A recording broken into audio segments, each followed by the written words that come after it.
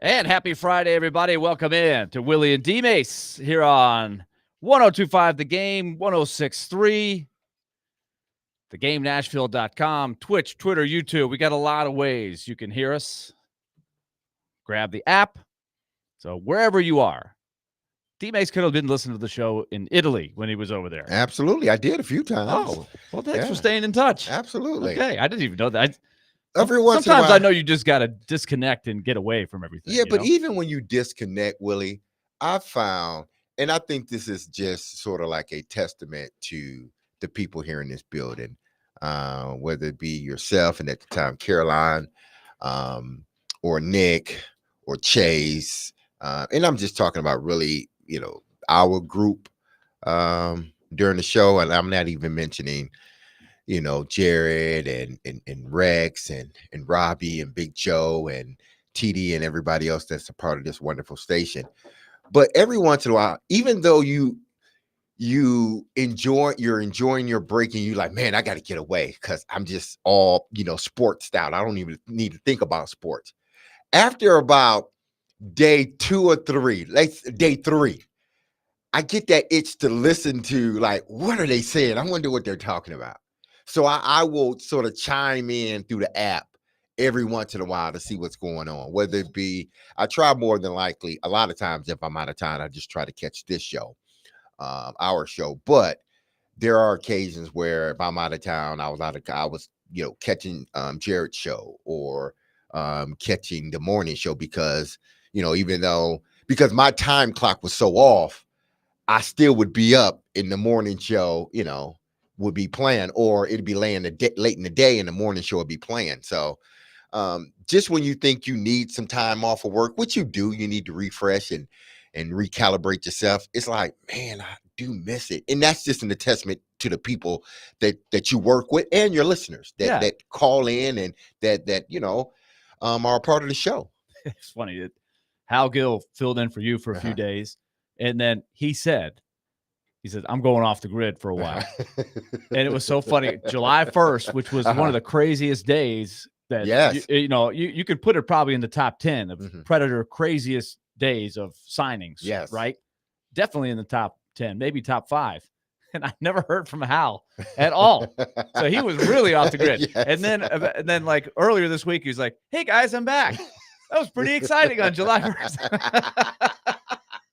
Like, see, I like people like that. He completely went off absolutely unplugged from whatever they're doing, and you won't see them for weeks. I just love that. I would love to do that. Just unplug. As much as I love everybody around here, I just want to unplug and not talk to anybody. But the thing is, I don't have to talk to y'all. I just listen to y'all. Yeah, you don't have to work. You just kind of monitor a little bit. And it's just like listening to the radio. I'm like, because if you're not listening to the radio, you're listening to music all the time because you're not listening to their radio stations over there. So it's like, I'm tired of listening to music. Let me hit the app. And there you go. You didn't listen to Radio Kiss Kiss while you're in Italy? Nah, I ain't listening to Radio Kiss Kiss. It's a pretty good channel, by the way. Is it? Yeah. Okay. I didn't listen. But we were in and out of Uber, so, and then Radio Kiss Kiss, it's like a rock/pop station. Oh, okay. Is it in Italian? It is, yeah. Okay. And so Napoli, the, I guess, local team there in Naples. It's all over Italy, but Radio Kiss Kiss is in the southern part of Italy. You know what? They do all their games. Okay. You learn something every day. I didn't know. Sometimes I have found myself lately when I'm, either just around the house cleaning up, or if I just want to drive in a car and really not want to hear anything, whether it be the radio or talk radio or just like music that I can, sort of understand and sort of sing through, I would put it on like, Spanish songs where I just listen to it and I just get zoned out in the song, but I don't understand. I don't understand anything that's going on. Maybe I understand a few words here and there, but the melody and the beat, it gets me in a place where I'm just like, I'm calm. And I always think that I'm on a beach and wind blowing when music like that is playing. Okay. I get always. that. So I enjoy listening to like Spanish music. And so I would have been cool, listening to, the radio over there, but we were in and out of the Uber so much. So I got a couple of news and notes things before we get going. We're going to talk a little Preds. Great interview yesterday that Adam and Joe did Yes.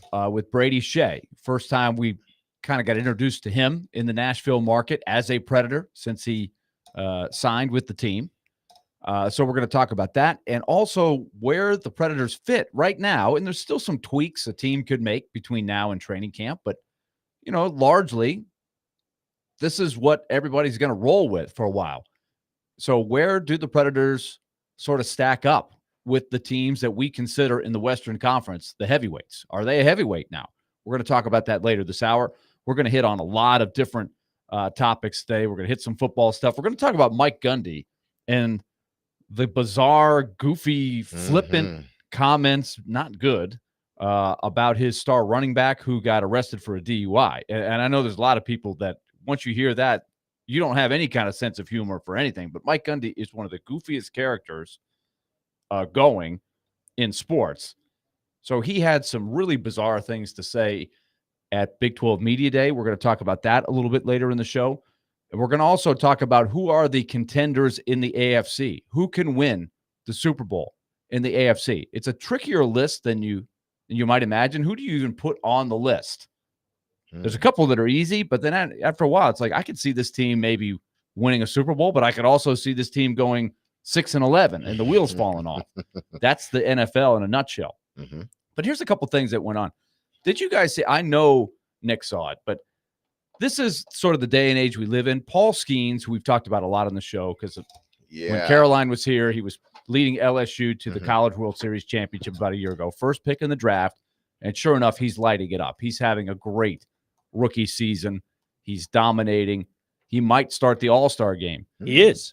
Is it officially done? ESPN They've put out a named tweet. Yep, he'll start the All-Star game. So yesterday, hell of a pitcher. He's pitching a no-hitter through 7 innings. And back in the day, you let him go. You got to go until you give up a hit. But now, and I was listening to Mark DeRosa this morning on MLB Network talking about this. We've kind of conditioned ourselves like, got to be careful with the pitchers, man. Don't let him throw. He wasn't even at 100 pitches. He was at like 99 pitches. I actually I had it on because the Mets had finished up winning their game. And I was like, now I can flip over and see if Skeens finishes the no-hitter. And sure enough, they took him out. What's going on? And you know what the first pitch, what it was? A hit to right field. The new guy comes in and the first pitch. Gives up a hit. Like, there goes. Now, they did win the game, thankfully, for the Pirates. It probably would have been a bigger story had they not won. But I could see if he'd have already thrown 115 pitchers or something. But he was in a great spot to go for it. And that would have been a great thing for baseball. All-Star game starter, first pick in the draft, trying to take a team that's in a small market, hasn't won much. Second year? Is it his first second year? First year. Yeah, first year. I mean, he's just burst on the scene. He's kind of a sensation. Like, he's putting people in the seats. He's one of those guys where if he's pitching on a certain day, there's extra several thousand people showing up. So I didn't get it. I think the problem. Let him try. Yeah, but I think the problem is because we've conditioned our athletes as well as our coaches that, listen, we need to be uber cautious. Oh, yeah. When it comes to athletes. Why? Because we're paying them tens of millions of dollars. No longer are we paying them, 1% of what the revenue is. No, we're paying them a lot of money. So we got to be very careful on how, we sort of monitor and how we use our pitchers, our quarterbacks. I hate it. It happens in football. Y'all hear me arguing every year about football, the receivers in and out. And I'm like, dude, how can you build up a rhythm if you're constantly in and out of a game? And isn't that your job to run all the time and catch the ball? Well, run and catch the ball. I will tap you when I'm ready to get out. Until then, sit on the sideline, coach. Don't gesture for me to come out because I'm not coming out. But in this day and age, we have conditioned so much, the players and the coaches so much so that we got to be very careful about the usage of an individual, because we don't want, God forbid, toward the end of the season, then he may get hurt. Then everybody will be looking back at, you shouldn't have played him in that game. You should have took him out in this game. I think they should have allowed Skeens to finish what he started. to me, because you don't get many opportunities. That is a rare feat. That is one of the rarest feats in all of sports, to throw a no-hitter. It's a big story Exactly. when a guy does so that. why wouldn't you let him continue that? All he can say now to his grandkids, yeah, your grandpa pitched a no-hitter up into the 7th inning, and then they took me out. It's like, well, why didn't you finish the last 2 innings? Well, because they did take him out of the 7th inning, right? They took him out after the 7th. After the 7th. He only threw 6 pitches in the 7th inning. So you could have gone hitter by hitter, and if it got to the point where he was struggling or he lost the no-hitter, exactly, then you take him out right there. That was not extreme. the first time either. That was the extreme. second time. That was the second time for him. Was the other This one season. after 7 or after 6? It was after 7. He had 120 something pitches. Yeah. Oh, I can and see that's a little different. Yeah, it was against the Cubs. He was throwing a perfect game through 6, and then he walked somebody in the 7th inning, which turned into a no-hitter, and then that's when they took him out, and then they blew up after that. I don't like it. There's cautious, and then there's just being over the top cautious. Like, I don't think that's going to be the difference in whether he wears down or gets hurt, because everybody's always worried about the big pitcher getting hurt, blowing out the elbow, and that nobody's figured out how to protect a guy. But I don't think it's because he might throw the 8th inning or the 9th inning at about 100 pitches. See how it goes. Just see. You might have it. You'd rather have him pitching than a relief pitcher. And like Paul Skeens is a rarity when it comes to something like this, because he could throw an off-speed pitch that's 84 miles an hour, that splinker he has, and then he throws a 102 down the middle. He's to the point of a ticking time bomb, because you don't know what's going to happen next. Is his whole arm going to fall off his right shoulder? Maybe. Well, that's the You never know. He's a big, stocky guy, so you wonder. You hope he can take the workload, but when a guy throws as hard as he does, like, the human body is just not cut out. At some point, he's probably like everybody else, going to have an injury. Have the injury. Tommy John. All right, we'll see how that goes, and that should be front and center for the All-Star game on Tuesday. It should be fun to see how he does in the big showcase. Another thing that happened: sad passing of Monty Kiffin, Lane's dad. For younger listeners, probably know a lot more about Lane than Monty Kiffin, but Monty Kiffin was a longtime defensive coordinator for Tony Dungy's teams in Tampa Bay, and obviously very sad that he passed away. But I got to thinking about this, because one of his claims to fame is he is famous for installing the Tampa 2 defense. It's part of football lingo now, Tampa 2. And I'm curious to get your perspective, having gone up against that defense a few times, and that type of defense. A lot of other people copied it and started playing it. As I understand it, from where I sit, the simplest way to describe it would be you get the pass rush as much as you can from just the front 4. You take your 2 safeties, that's your 2 safeties, and they divide the field half and half. You got your middle linebacker. Right. He has basically the middle to the intermediate middle to the deep middle, more so. That's why you got to get you a linebacker that can move. Right. That's agile. So the key is to have the personnel to do it. Exactly. But it sounds pretty simple. So why was he the key guy, and why did that become the defense? I think that everybody wanted to kind of play? It was a defense that no one had seen before. Sort of like the Bears made the Bear defense. Yeah, the 46 defense. 46 defense. And that was the opposite. That was all out assault. Bring more people that could block. They made it. No one had ever went against a defense with those players, that type of defensive front with those type of players. And then what they were doing had big corners, and they were just playing physical with you on the outside. And people had a hard, and plus offenses were not as advanced. You can do it because it was multiple. There was not multiple sets. There was really just, run sets, pro sets. They were always in pro sets. Very seldom did they do a lot of 3 wides. Definitely it wasn't a 4 wides. The tight end wasn't a hybrid like he is now. So you could afford to play that type of defense and have your pass rushers. Again, it only works if you have a Warren Sapp, you have a Derek Brooks, you have a Rondé Barber. I'm talking about three Hall of Famers. Okay. And I didn't even throw Lynch in there, and he's another Hall of Famer. So you had 4 Hall of Famers on that defense, along with some damn good players around them.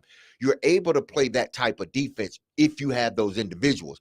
Now, when Tampa started to lose those individuals, that defense wasn't as vaulted as it was in prior years. People started to figure out the Tampa 2 because you got to have the personnel to play it. If you don't have a front four that can get to the pass rusher and stop the run, that defense, you can't play it. Right. You can't. So everybody couldn't play it. But a lot of teams tried to. They tried to, or their own variations of the Tampa 2. It kind of became, though, sort of a defense that a lot of teams wanted to replicate. Exactly. Because it basically had zone man sort of concepts.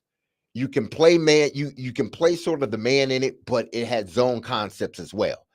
But again, what made that defense work, you had to have 4 interior linemen that could get to the passer, and not only get to the passer, but they can stop the run as well, because those middle backers were in like a zone-ish, man-ish sort of deal. And if you couldn't get to the passer, because there was really only bringing 4 or 5 guys, you had to have guys that can get to it. And when you have a Warren Sapp, and there were a few other not linebackers, but defensive line on that front line, they can get to the passer, then you can afford to play that defense. If you don't have those guys, you can't afford to play it. How did you do against Tampa 2s? I did damn good against Tampa 2s. Yes. Because what does that leave? Every defense leaves something there. So how did you try to attack? The middle of the field was a place that you can attack the Tampa 2. But again, I go back to Derek Brooks was the perfect linebacker for that defense. That's why he's in the Hall of Fame now. He's what really, and I think Warren Sapp is what really made that defense go, because now I can take my linebacker, who is basically a hybrid safety, but big, but can move like a safety. I could take him and use him in coverage, but also he's quick enough and smart enough to realize when it's run. And then I can get up in the box. But you didn't have to. You can play with it a little bit, because those 4 down linemen, it was hell trying to run through them because they were so good. So to me, the weak part was either in those middle zones, you had to play it right, or the outside zones, you had to play it right. If you didn't, you wouldn't get it. Every pass was going to be contested. They were going to be tight throws because of how they were playing the defense. It was a zone, but it had sort of man concepts to it too. I'm thinking of Jim Schwartz. I don't know if I ever heard his defense be called the Tampa 2, but I know philosophically he loved to find the defense, and he had it in Tennessee for a couple of years at the heyday of Albert Haynesworth, his 2 great years, and you had Kyle Vanden Bosch. He could get heat with the front 4, and then last year with the Browns, with Myles Garrett, obviously he could get heat with the front 4. So I guess my question is, how has it evolved? Do you still see versions of Tampa 2 now? I think you still see some versions of it, but not a lot of it, because a lot of teams are doing 3 wides, 4 wides. These, they bring the back out the backfield. The tight ends are so versatile that I think that kind of force you out of it. It forces you out of it. What made Tampa 2 like hard to go, because you didn't know whether they were playing zone in it or man in it. They can ride it for a second like it's zone, and then turn it to man concepts. Now they're playing 2-man. Or you think they're playing 2-man, and then all of a sudden they get into zone. So it was hard. But the key guy in all of that was Derek Brooks. Like, once they knew they had that guy in the middle, it was hard to beat that defense. It was extremely hard. One other thing I wanted to hit on before, we all love whether you're a huge NBA fan or not, you cannot deny the greatness of the TNT inside the NBA after a game. In fact, that's how I watch sometimes. If I've watched other games and I flipped around, I'll watch the end of an NBA game and then just keep it on and watch Kenny Smith and Charles Barkley and Shaq and Ernie Johnson. But there's an interesting thing going on. A lot of people who follow the NBA, I'm sure already know this, but the NBA has a new package that they're working on that would start after this coming season. And TNT is in a position now, they either have to match an enormous amount of money to keep it, or they're going to lose the rights to NBC and some other people here, which puts that show in jeopardy.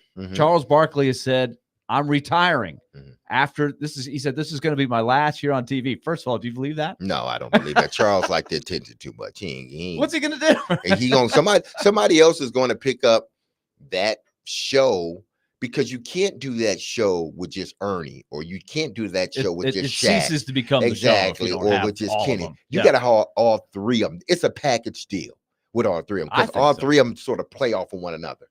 And I'm sure if TNT is out and say NBC is in, Somebody's gonna pull them back. will in. they try to get that whole team to come over there? I'm sure they could try it. Now, TNT still has the college basketball NCAA tournament, and they've been in the news recently too.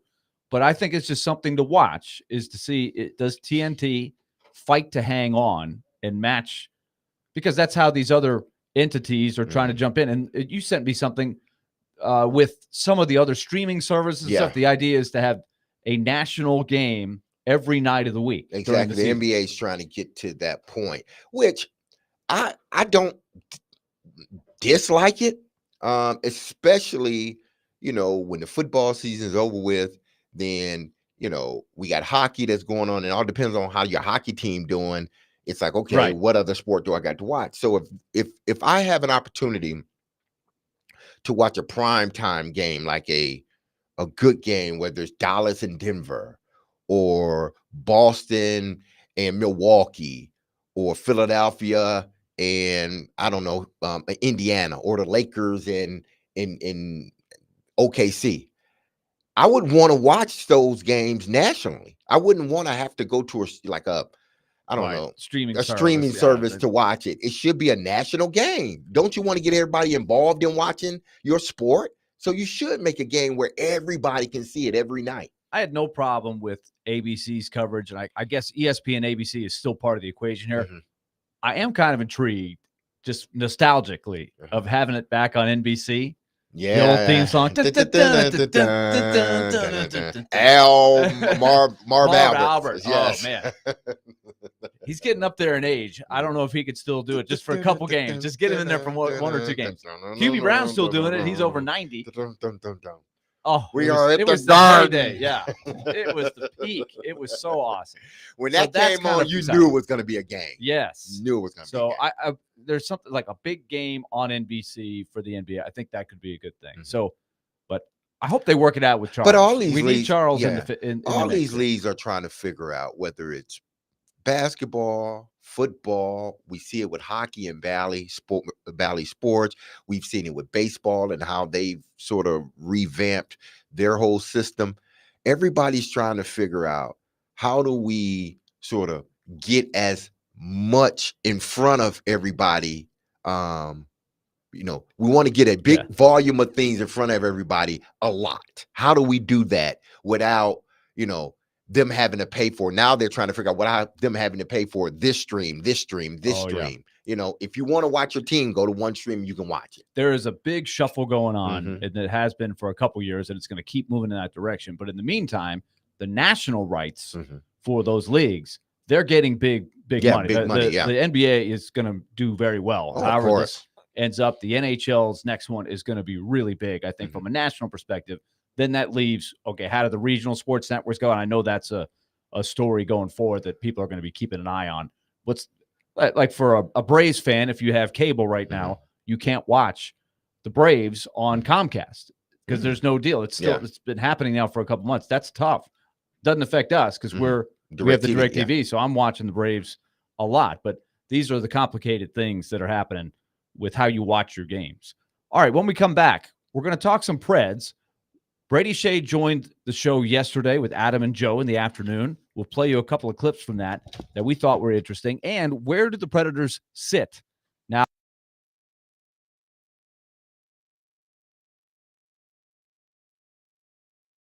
Out in Nashville studios, home of the $99 year Beehive membership, where the buzz is always about great service. Stay tuned. We're coming back.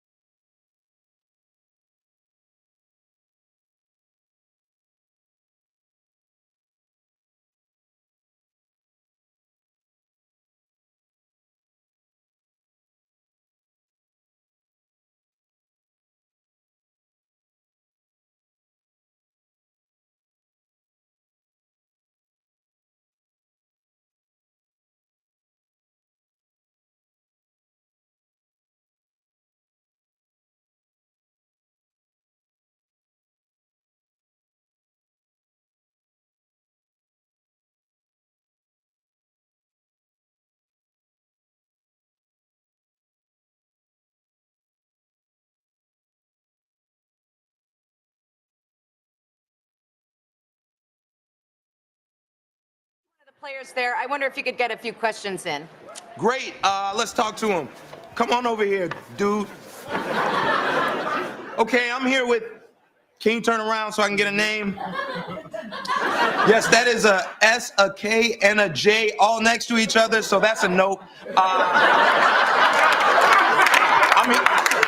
here with my main man, and I gotta know, in the next period, how you gonna do that hockey? Well, we just got to keep the pressure up and stay out of the box. Chance the Rapper. He said, that's what's up. All right. All I want to know is how you gonna do that hockey? Later in the clip, he goes, are you cold or is it just me? I'm kind of hot, actually. All right, back to you guys back here in the cold tundra of hell. He said, how you gonna do that hockey? I was like, wow. Okay.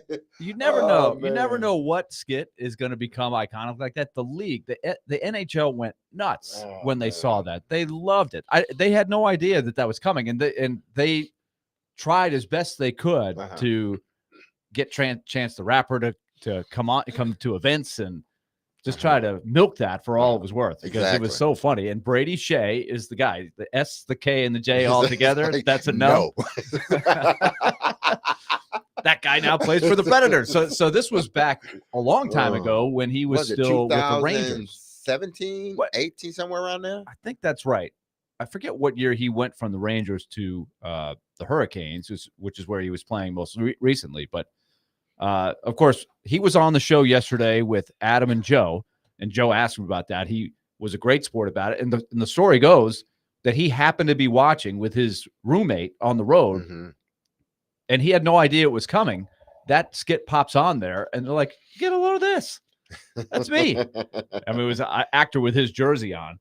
But it's a great example of the hockey culture. You get crazy names, and everybody. I get more questions as an announcer of, how do you keep up with the names? How do you do that? Yeah, I wonder.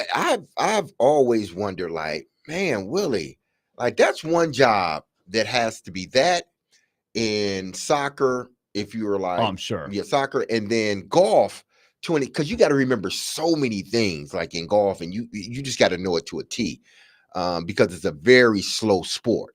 It's a lot of talking, but man, hockey, I'm like, man. I would be looking at some of them names like, so what do you think that is, Willie? That's Bob. Willie, what's the last name? Or Victor. Willie, what's the last name? Crispy used to have some great moments with Pete, because Pete would try to set him up to make Crispy say the name when he knew Crispy was struggling with the name. And they would just start laughing at each other. Pete, why did you put me in this position? But Pete couldn't resist. So man. Brady Shea is with the Predators, and it is one of the more headlining off seasons that the Predators have ever had. And if you look at the headlines of this year's NHL off season, I think they're the number one team as a headliner, making the biggest splash. And Brady Shea is not the headliner among the three. It's much more Stamkos and Marchessault, but Shea is a very important player. And one of the things that was interesting about the interview yesterday, I thought, and Nick, if you have this queued up, it all comes back to me to the fact that Barry Trotz, in about a year, has made Nashville a place that players who are becoming free agents want to check out, because they keep using the same phrase. I heard Stamkos say it. I heard Marchessault say it. It was checking off all the boxes of where do I want to go? If I'm not going to stay with my team, I want to go where it's a good place to live. Check. An organization that wants to win, that has people that have won. Check. Great play. Trying to win, a good team. Check. All of these things that they start making a list of where I want to go. And I think Barry Trotz is the perfect guy who has the credibility, not only because what he built in Nashville before he left, but then he went away from Nashville and won a lot, including a cup. And so I think that resonates with players. Here's what Brady Shea had to say about Barry Trotz, the recruiter. Yeah, I think he's done an unbelievable job, obviously, this summer and previous years. But, I don't know him as well. I will get to know him way more in the future here. But when you talk when you say his name around other guys around the league, everyone respects him and everyone really loves him as a person. So I think when you hear that, you just know that you're in a good situation and the organization's in a good situation with a guy like that leading. So I have not heard one bad word about him, and I'm excited to get to know him more here in the future. So that's an interesting way of putting it right there. There's a guy that hasn't really gotten to know Barry Trotz very well, but what is it that caught his attention? The reputation. How often do you talk about optics? Now here's a market that hasn't won a Stanley Cup. Now they've been a very consistent winner. There was a stat that was put out this morning that I retweeted. I guess I knew, but I didn't realize how high the Predators are on the list. The Predators, since the salary cap was put in 2005, have the 5th most wins in the NHL, 5th overall, even though they haven't won a cup. They've been a consistent winner. They've made the postseason in 15 of 19 years in the salary cap. So they've got a reputation of having some success, but of course, the goal is more playoff success. But despite the lack of playoff success, especially in the last 3 or 4 seasons, you had a guy saying, because of Barry Trotz, I hear he's a good person. I hear he wants to win.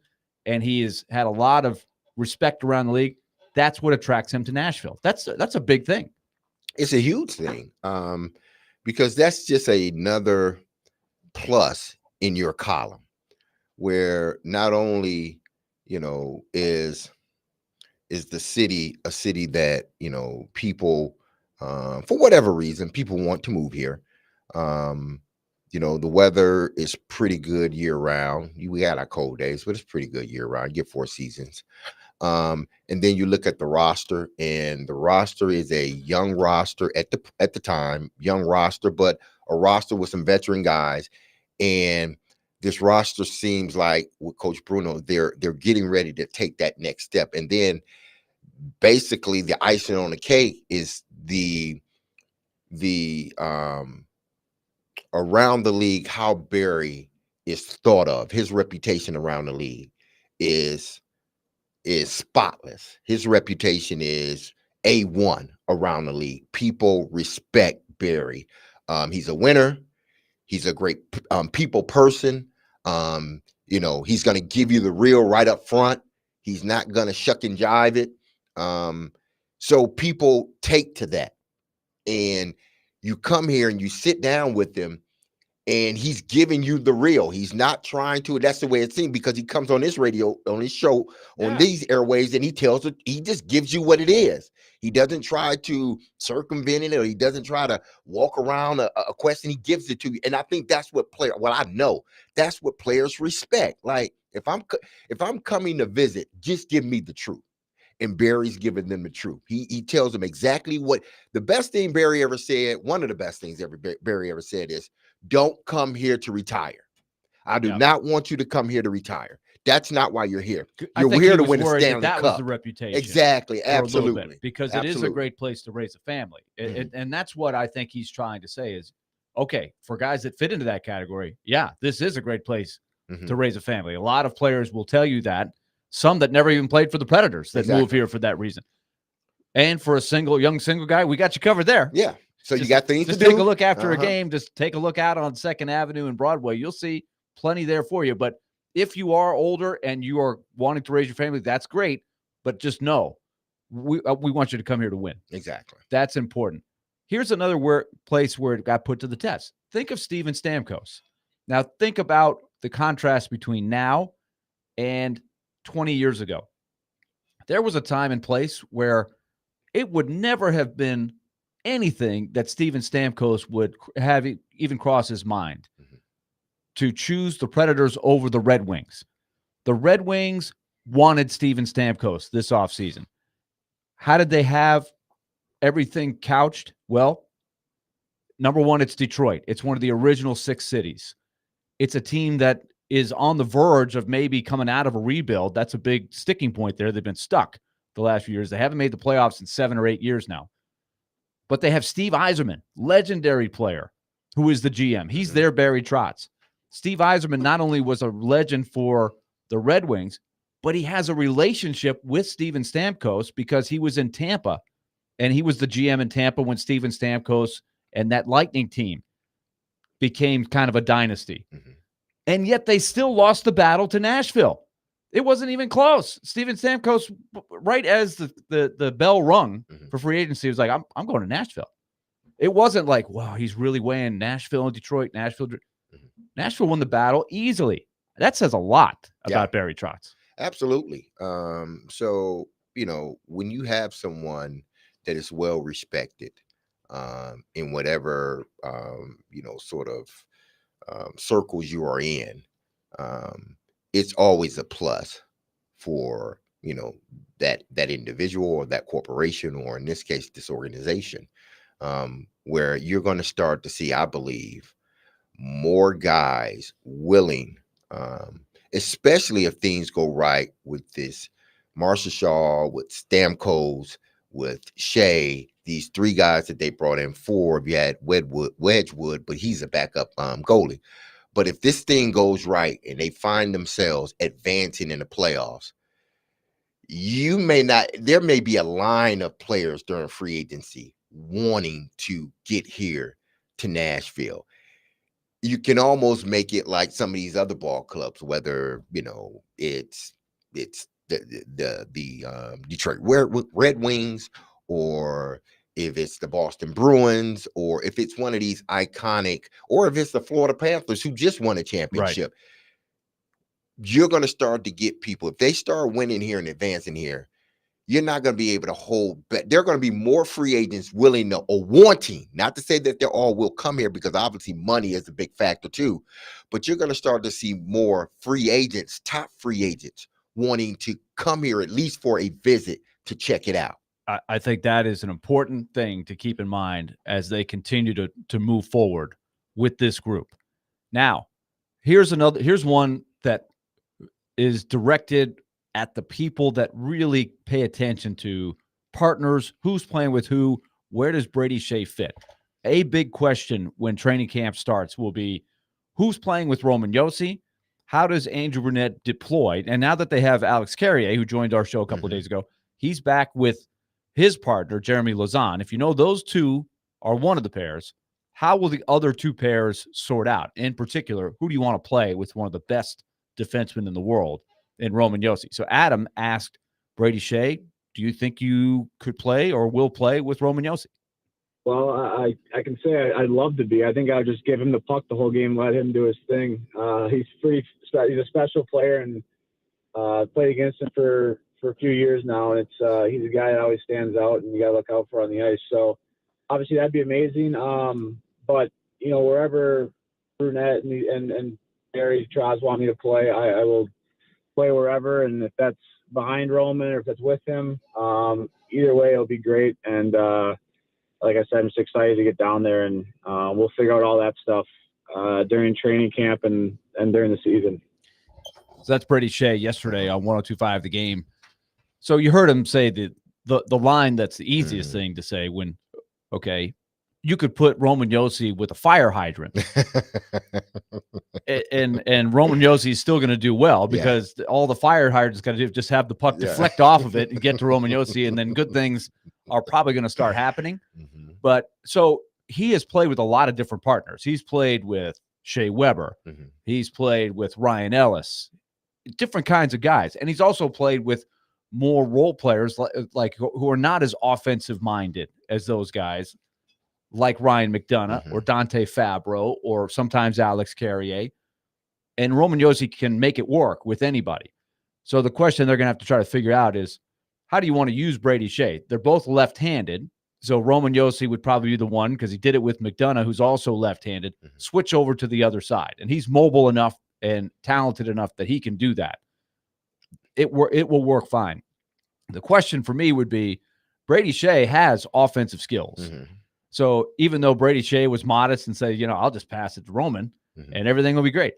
Well, that kind of might shortchange what he brings to the table, because he has offensive skills. He can get it done offensively. So do you want to have 2 offensive guys like that?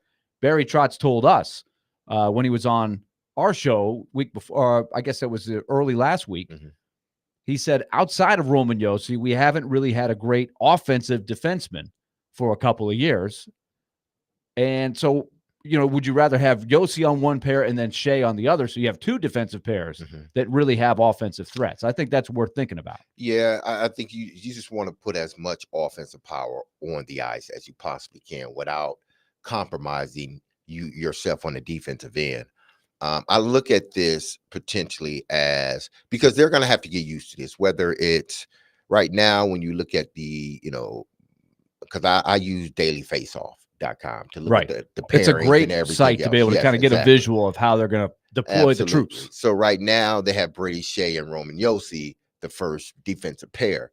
I sort of liken that to Kyrie Irving and Luka Doncic, where they're gonna have to fill this thing out, because you got two guys that are capable of scoring.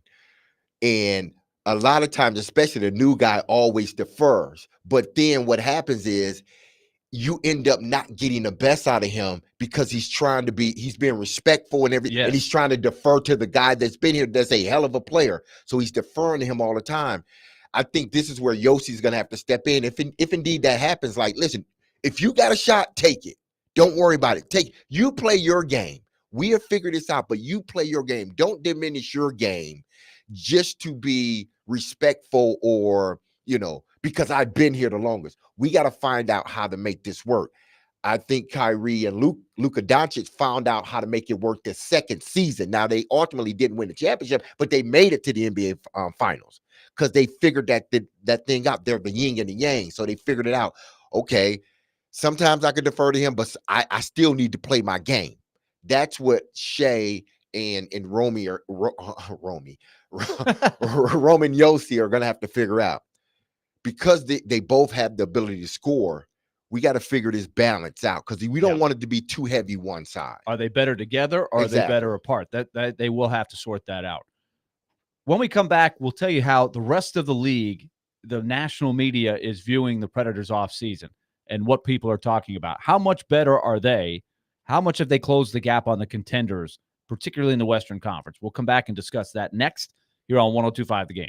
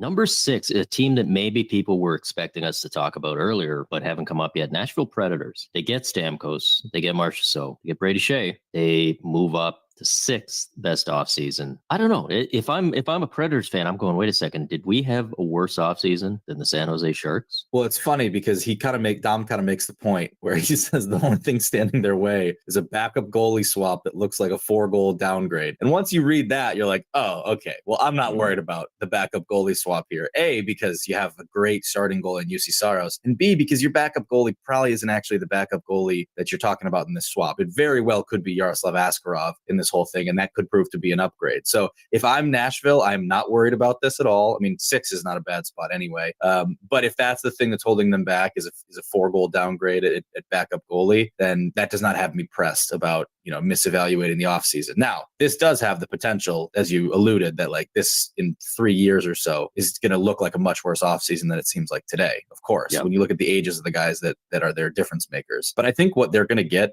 first and foremost is 2 pissed off really good players in Stamkos and Marchessault who are offended that their teams let them walk with everything that they had done for them. And I think that they're going to have the kinds of years that we've seen Ryan O'Reilly have, and Gustav Nyquist had a quietly excellent year in Nashville too. It seems like a place that players are able to go and produce and be kind of maybe liberated from whatever was holding them, not holding them back, but whatever was on their minds in the background. So I think this is going to be a good situation for both of those 2 guys until, as you said with Markstrom, one day it's not. I think it's a pretty good narrative there of what you're hearing a lot around the league. That's the Athletic NHL, the Athletic Hockey Podcast, they call it. The Athletic has a series of podcasts. They have a football one. They've got a basketball one. They got a college. So that's their hockey. Mm-hmm. It's coupled with an article that they wrote by Dom Lucian. I think I say his name right now. He's an analytics guy. So he did a chart of all 32 teams in the NHL, and he said, who has made the biggest improvement based on the numbers and the values of the players that have gone out and are coming in. Now, you may have heard them allude to this. Some of the teams at the top of the list have improved a lot with the moves they've made on, in theory, but it's because they were so bad. Like the number 1 team is the Blackhawks, and the number 5 team is the Sharks. Now, those were 2 of the worst teams in the league, so they had nowhere to go but up. So they made some additions, and they got a lot better, but those are not in the same category as the Predators. Number 2 is the Devils, that's an intriguing team in the East that looks a lot better for the moves that they have made. Number 3 was the Capitals, which is another intriguing team. That was a team that sort of snuck into the playoffs in the East. Didn't really have great stats, but somehow they made it work and got in, but they were a mismatch for the Rangers in the first round. They look like they've made some improvements. And then the other one was Utah, who is a team that had they had Arizona's players, and Arizona, of course, was trying to accumulate a lot of young draft picks and didn't have any money to spend on free agents. So all of a sudden Utah has money. So they made some additions, and they're in Nashville's division. So that's a team to note at number 4. So that puts the Predators at number 6. So of the teams in the top 10 or so, the Predators are the team that probably had the biggest jump while already being a 99-point team. That, to me, is exciting. That's where the Athletic has them. And again, this is analytics. This is not opinion. This is based on the numbers that they see and what they think Stamkos, Marchessault, Shea are going to add to the group that they have. So, to me, that's the exciting part. Yeah, when you can, that's like any sport, whether it be, football, basketball, baseball, whatever, that if you finish the season, say you're a playoff team, or you just have you go on this winning streak of, 7 games in the NFL, or a winning streak that the Nashville Predators went on 2 years ago when they were making a transition with the new coach, and Barry was just getting himself acclimated to the GM seat. The moves that they made 2 years ago and how those young players played their tails off, and they end up sort of reviving the season. They didn't make the playoffs, but they revived the season. So you felt good about the next season. Anytime you can have situations like that, and then you go into free agency, and it's like you're adding to what's already there, a good core of guys that's already there that showed that they can play good hockey together. You have to go into that next following season or that upcoming season thinking, man, this is our opportunity. And everybody that's watching hockey, that knows hockey, they understand and they see that was a team that was in the playoffs, 99 points, and then they added Stamkos, Marchessault, and Shea. Wow. Okay, this team is getting ready to, and they re-signed Carrier, Carrier and Saros. Yeah. Wow, this team they seem like they're going to be one of the teams to beat, or a team we need to seriously watch. The Predators graded out plus 21 in the net rating added, so that ranked 6th.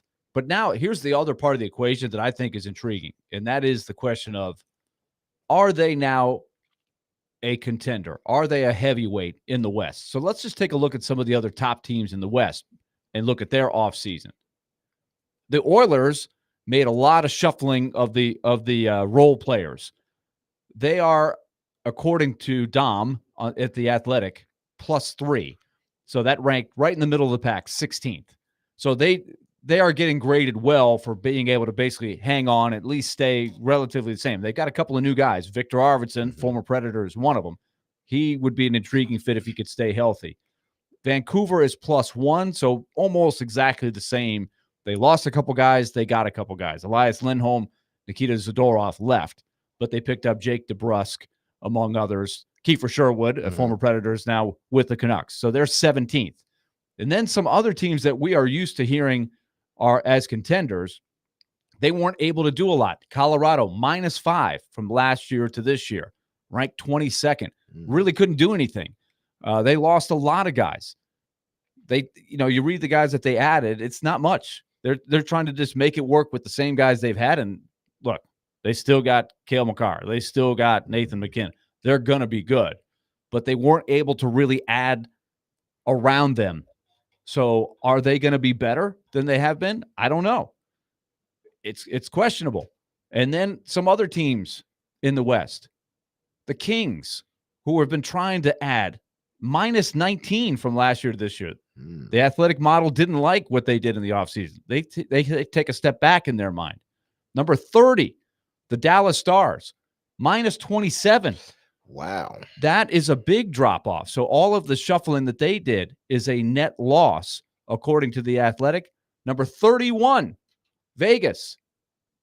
They didn't from do last year, anything. minus 28. Yeah, the salary cap jail that they've been in has cost them a lot of players. Marchessault being one of them, Anthony Mantha, Chandler Stevenson, William Carrier, Michael Amadio, Logan Thompson, all gone.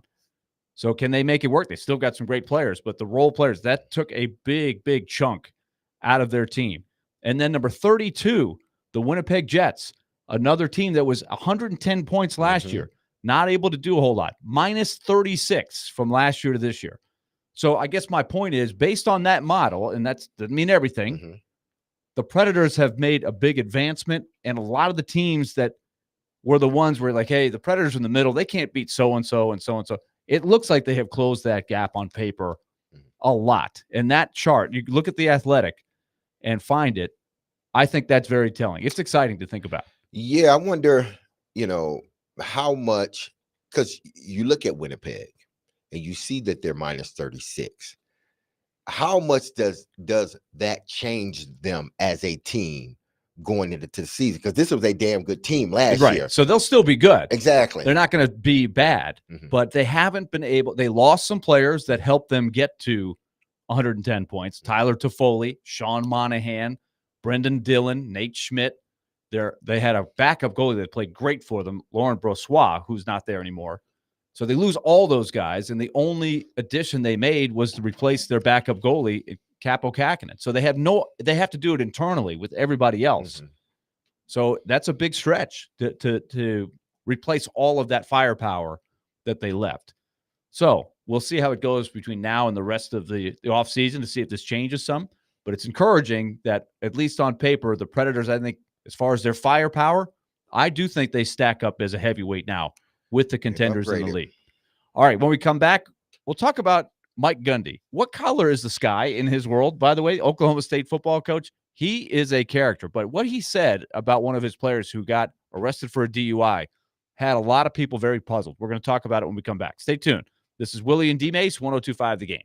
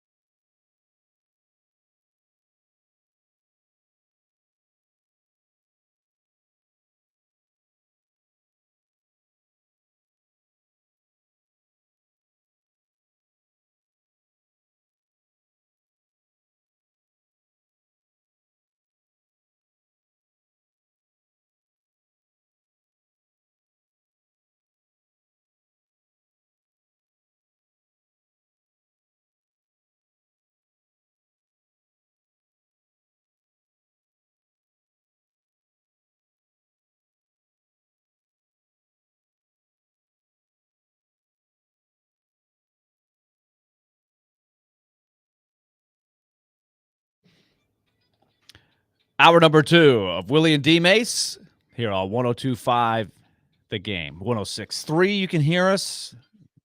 The Game Nashville app, GameNashville.com, Twitch, Twitter, YouTube. We're brought to you by Zen Sports. Start earning cash rewards on your bets today. Gambling problem? Call 1-800-889-9789. Terms and conditions apply. Must be 21 and up and in Tennessee to bet. Mike Gundy, what's the first thing you think about when you think about Mike Gundy? The mullet. The mullet. That's a good answer. I feel like we're playing Family Feud here, right? Top 5 answers on the board. The mullet has to the be. The mullet at is least in three. the top 5. It's in the the top 5. All right. So what about you, Nick? What's the first thing you think about? Oklahoma State. Okay, that's got to be in there. Yeah. That's got to be top 5. For me, it's this. I'm a man. I'm 40. You remember that? That probably is number 1. I'm a man. It's like, okay. So I he has think we know that, Mike. He has had some very strange press conferences, and that was, I think I was reading this. It's something like that was like 16 years ago. Or he's been at Oklahoma State for 16 years, and that was 12 years ago. Mike Gundy's been at Oklahoma State for a long time. He played at Oklahoma State. He is a very good coach at a program that, in the grand scheme of things, has had some hard times, but I think he's been about as consistent a winner as you could expect reasonably at Oklahoma State. So on the field, as a coach, X's and O's, you got to give him his due. He's good. They've done well. Absolutely. But he is one of those guys that definitely kind of they're the Cowboys. He's a little bit of a cowboy. He's right? a character. He is a character. But it rubbed a lot of people the wrong way, as it should, right? He kind of got a little too cavalier for people's tastes. One of his running backs, and he is a good running back. This is a guy that is the modern day star player who is now in the position to make and cash in on his name and image likeness. Mm-hmm. Ollie Gordon is the tailback. Some have him on sort of the long list of Heisman candidates. He got arrested for a DUI. He was over the legal limit. He tested at 0.1 and then 0.11. So that's that. They have their media day. Mike Gundy goes to the podium knowing that he's going to be asked about this, and had some comment. You have some of that. Okay, let's listen to what Mike Gundy had to say, because on one hand we chuckle because we know what Mike Gundy is all about, but listen to what he says here. So I looked it up on my phone. What would be the legal limit? Like in Oklahoma is 0.08 and Ollie was 0.1. So I looked it up, and it was based on body weight. Not to get into the legal side of it, but I thought really 2 or 3 beers or 4. I'm not justifying what Ollie did. I'm telling you what decision I made. Well, I thought I've probably done that 1,000 times in my life. And I, it's just fine. So I got lucky. People get lucky. Ollie made a decision that he wished he could have done better. But when I talked to Ollie, I told him, I said, you're lucky you got out light because you make a lot of money to play football. Okay, so there's the start of it.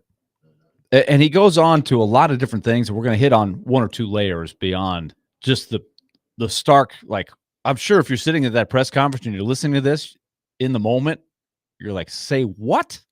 First of all, to hit 0.1 for a college football player, I don't think it's 2 to 3 beers that will make it.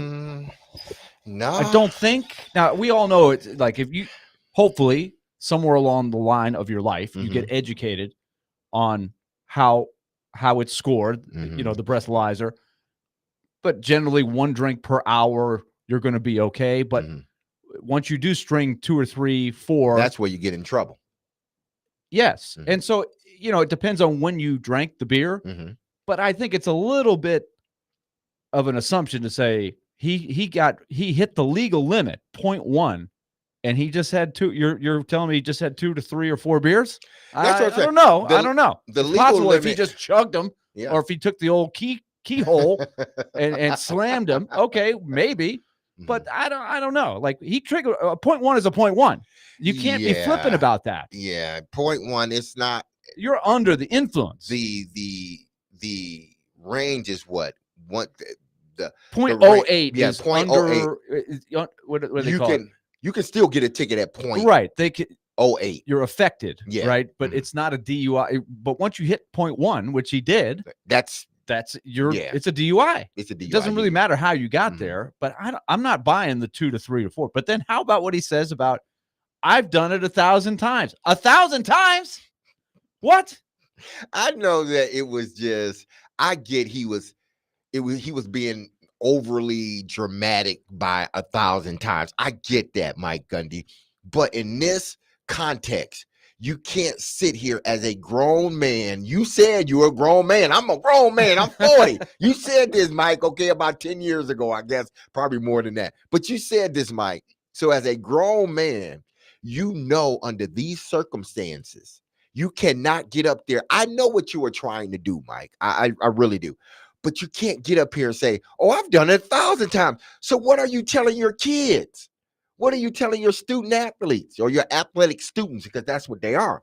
That, okay, don't worry about it. Don't worry about it. You can drink, 1, 2, 5. You can get, drive drunk 20 times. It's okay because I've done it 1,000 times. And I was lucky and I got through it. So you can be lucky too. I know what you were trying to say in a sense, but under this sort of climate, considering what happened in Georgia in regards to the speeding, right? There are a lot of examples. Accidents, yes, and drunk driving and everything else. You can't say that. You cannot utter those words that, oh, I may have done it 1,000. No, you can't. Even though we know that is not true. You may have done it 20 times, 10 times. I don't know. But you can't say that under these circumstances. You can't even put that out there because what you're doing is you're basically excluding him from doing what he did. You're saying you didn't, you're okay. You didn't, no one got hurt. You got a ticket. It was okay. As long as nobody gets hurt, it's okay to have a little bit and drive. No, it's not okay. If you are drunk, you shouldn't get behind the wheel. If you know you've had one too many drinks, you shouldn't get behind the wheel. But this is, to me, what a big problem we have here, because part of his justification for his answer is that his running back, who is making money now, Ollie Gordon, basically said, essentially, he's an employee / a pro now, right? Well, he didn't lie about that part. He didn't lie. And he didn't lie about that part. This is where I think you get into some meaningful discussion of another element of where we're going in college athletics, because it's like the coach is excusing himself, saying, I don't need to worry about these guys. These are professionals. It's up to them. It's their responsibility. Whereas in the past, my image of a coach, a college coach, is one who teaches you how to be someday a professional and be down responsible. The road and be responsible. He is a mentor. He is sort of a parent away from your actual parents, your family, right? That's how many times have we heard the recruiting pitch? I'm going to take your son and I'm going to mold him into a man. He's going to be a better man when he leaves than when he came here. Mike Gundy is basically acting like Ollie Gordon, who, by the way, is 20. He's underage. Shouldn't have been drinking at all, in theory, let alone driving. We know that's how it rolls, right? Yeah. There's plenty of underage kids who it's not right, but hey, it's not right, but it happens. Exactly. But still, he's treating him as if he's already a pro, whereas this is a kid that should be learning. And you would hope that there's a message sent to a kid at that stage of life that that's not okay what you did. And look, you got caught, and there's probably a lot of people that had a few beers and drove and didn't get caught. But the point is, look around. There are really serious, tragic accidents that happen as a result of drunk driving, and you did it and you got caught. There have to be consequences here. He joked and said, oh, man, if I really wanted to punish him, I'd give him the ball 50 times and make him run it against this team that they're going to clobber in the first game. Like, he was really that flippant about it. That's somebody to me that that saw the road he wanted to go down, but for some reason he just messed it all up. Like he knew exactly what he wanted to say, but then it just came out all wrong. He was trying to make this huge elaborate point and it went completely the wrong way. And how do you can't go back and justify what you said, because not only did you say it, you kept going with it. You kept elaborating. You kept digging the hole deeper and deeper and deeper. It's like, dude, somebody should have just said, somebody should have been in the back room, the SID. The media relations. Yeah, he should have just been like, gave a gesture like wiping his forehead or something. Get the hook out. There's a hook Commercial we like gotta this, go to, right? This Yeah. Apollo, right? We coming out with the hook on you. Like the Sandman is coming out and pulling you, because Mike, you ain't doing a good job surviving here, man. You're drowning. You're drowning very quickly. It shows you that he's got nobody above him, Gundy doesn't, that's telling him that's not Like, dude, acceptable or that's anything. not. He has gotten carte blanche. Do whatever you want. You're the guy that used to be the quarterback. You've stayed here through the tough times. You love Oklahoma State. Do whatever you want. That I think is a problem. But the bigger problem is, to me, now he's looking at it even different. He's like, oh, this is great. Now the guy's getting paid.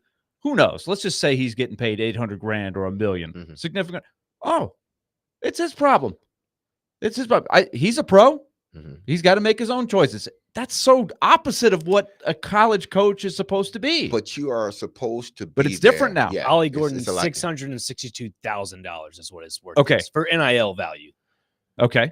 So that's nice. I mean, and nobody knows for sure, right? But that's what we speculate based on according to On3 Sports. Okay. They have a NIL tracker for people's value. So interesting.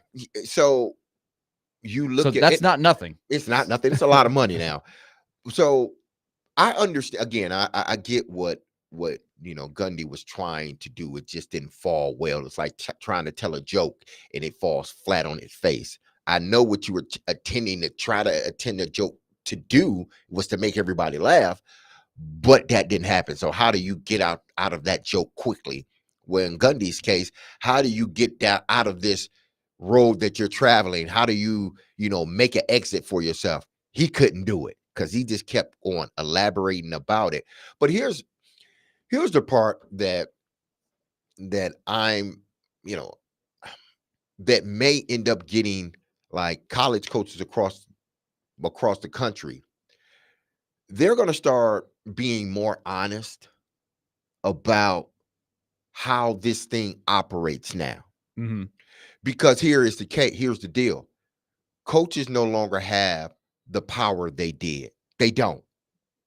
Because if I'm paying him $8 million, just say for instance, if he 4 years, $2 million per year, who are you to tell me what? Because you're not paying me.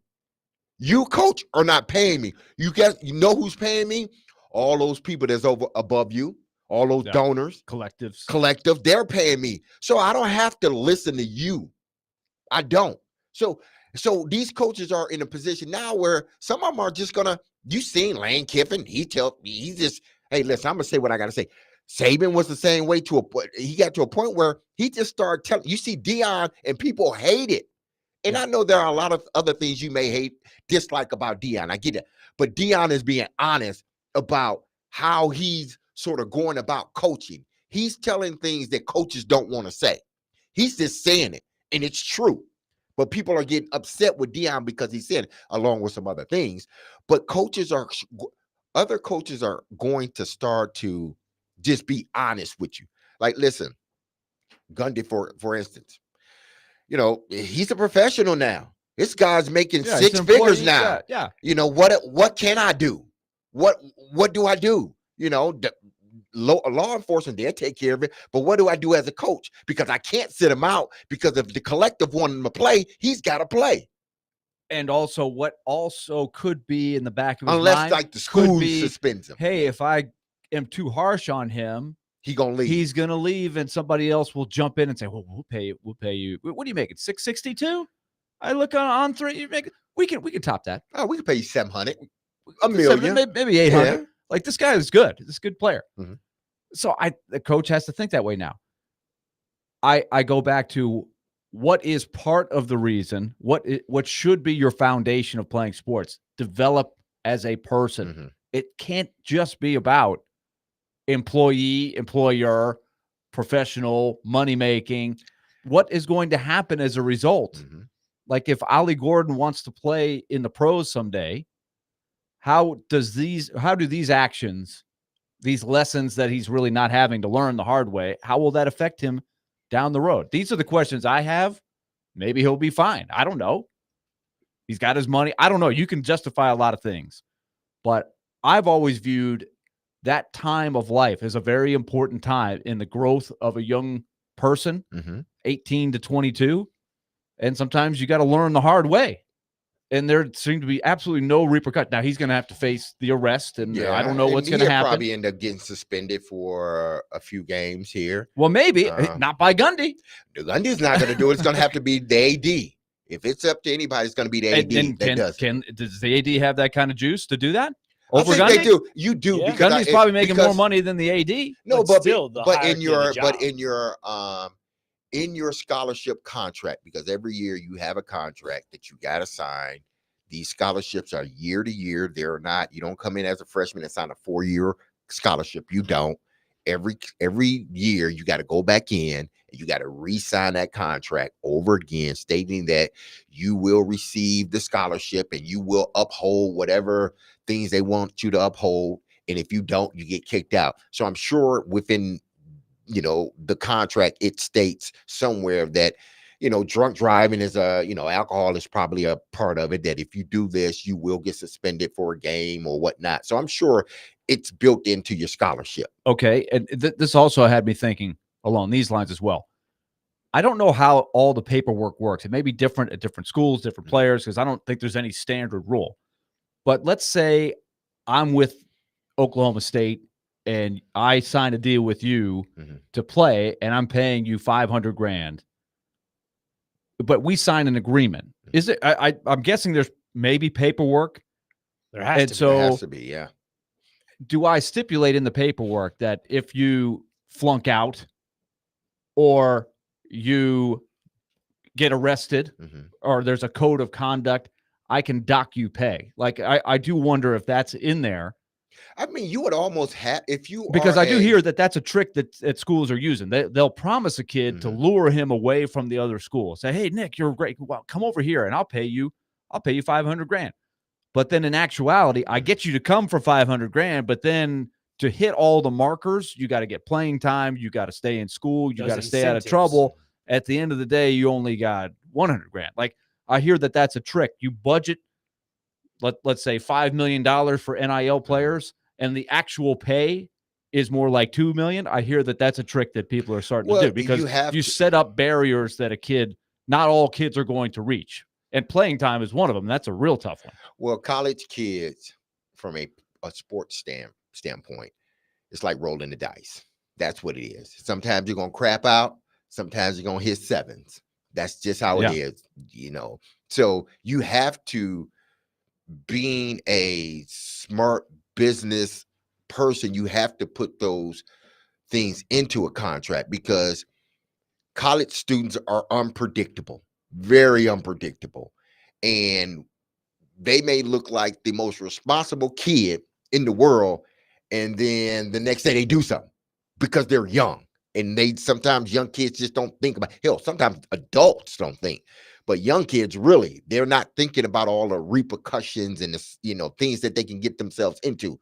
So you have to put those things inside of a contract, because if you don't, who's to say this kid don't go out and do something? And if you don't have those stipulations in the contract, you still got to pay them no matter what. So I'm sure they have these stipulations in the contract. You got to keep up a certain grade point average, because if you don't, it does affect you on the field, because you're not on the field. Or you can't do this, or you can't do that. If you get caught doing this, because it's all brand marketing. And if you make the brand look bad, we got to dismiss you. I hope that they are doing that. Yeah, they should at least hold the kid accountable if you're going to pay him that kind of money. So we'll see where this goes. But Mike Gundy, what in the? Oh my! Why do we even? I'm a man. I'm 40. I'm a man. He's a lot more than 40 now, and he's still acting the fool and making comments that have you going, what? Okay. When we come back, it'll be time for Ask DMase, and we've got the text line back. Woohoo! We have got the text line back, so it is time to Ask DMase. We've already got a few on the docket here that I think you're going to really enjoy. Ask DMase anything. He's been on a European tour. You can ask him about that. You can ask about Jamal Adams and the Titans. We're going to talk a little more Titans next hour. You can ask anything that's on your mind. 615-737-1025. You can ask about movie tips, movie reviews, movie recommendations for the summer. Jump on in there. 615-737-1025. Jump on in. Ask DMase is coming up next here on Willy and DMase 1025 The Game.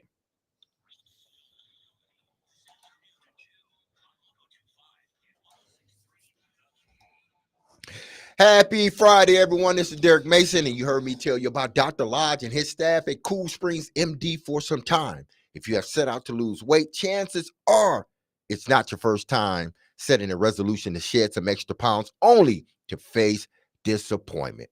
But at Cool Springs MD, Dr. Lodge and his team understands the frustration. You got to have somebody that understands you, okay?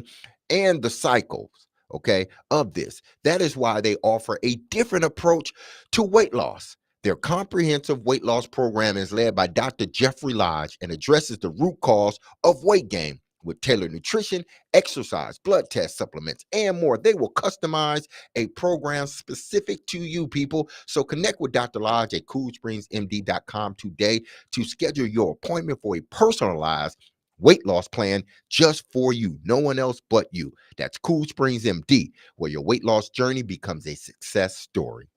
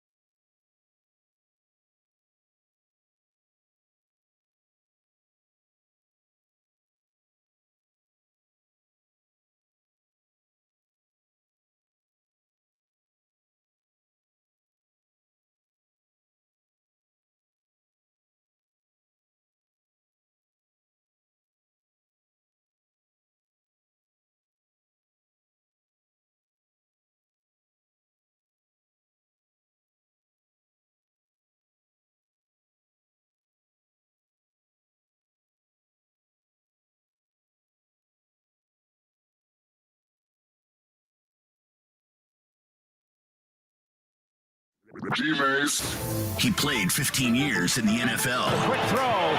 Touchdown, Derek Mason. He had over 12,000 receiving yards. Midfield, and there he goes. 80 yards for the touchdown. And now you can ask him anything. Have a question about football or life? Now's your time to ask DMase. We'll welcome you in.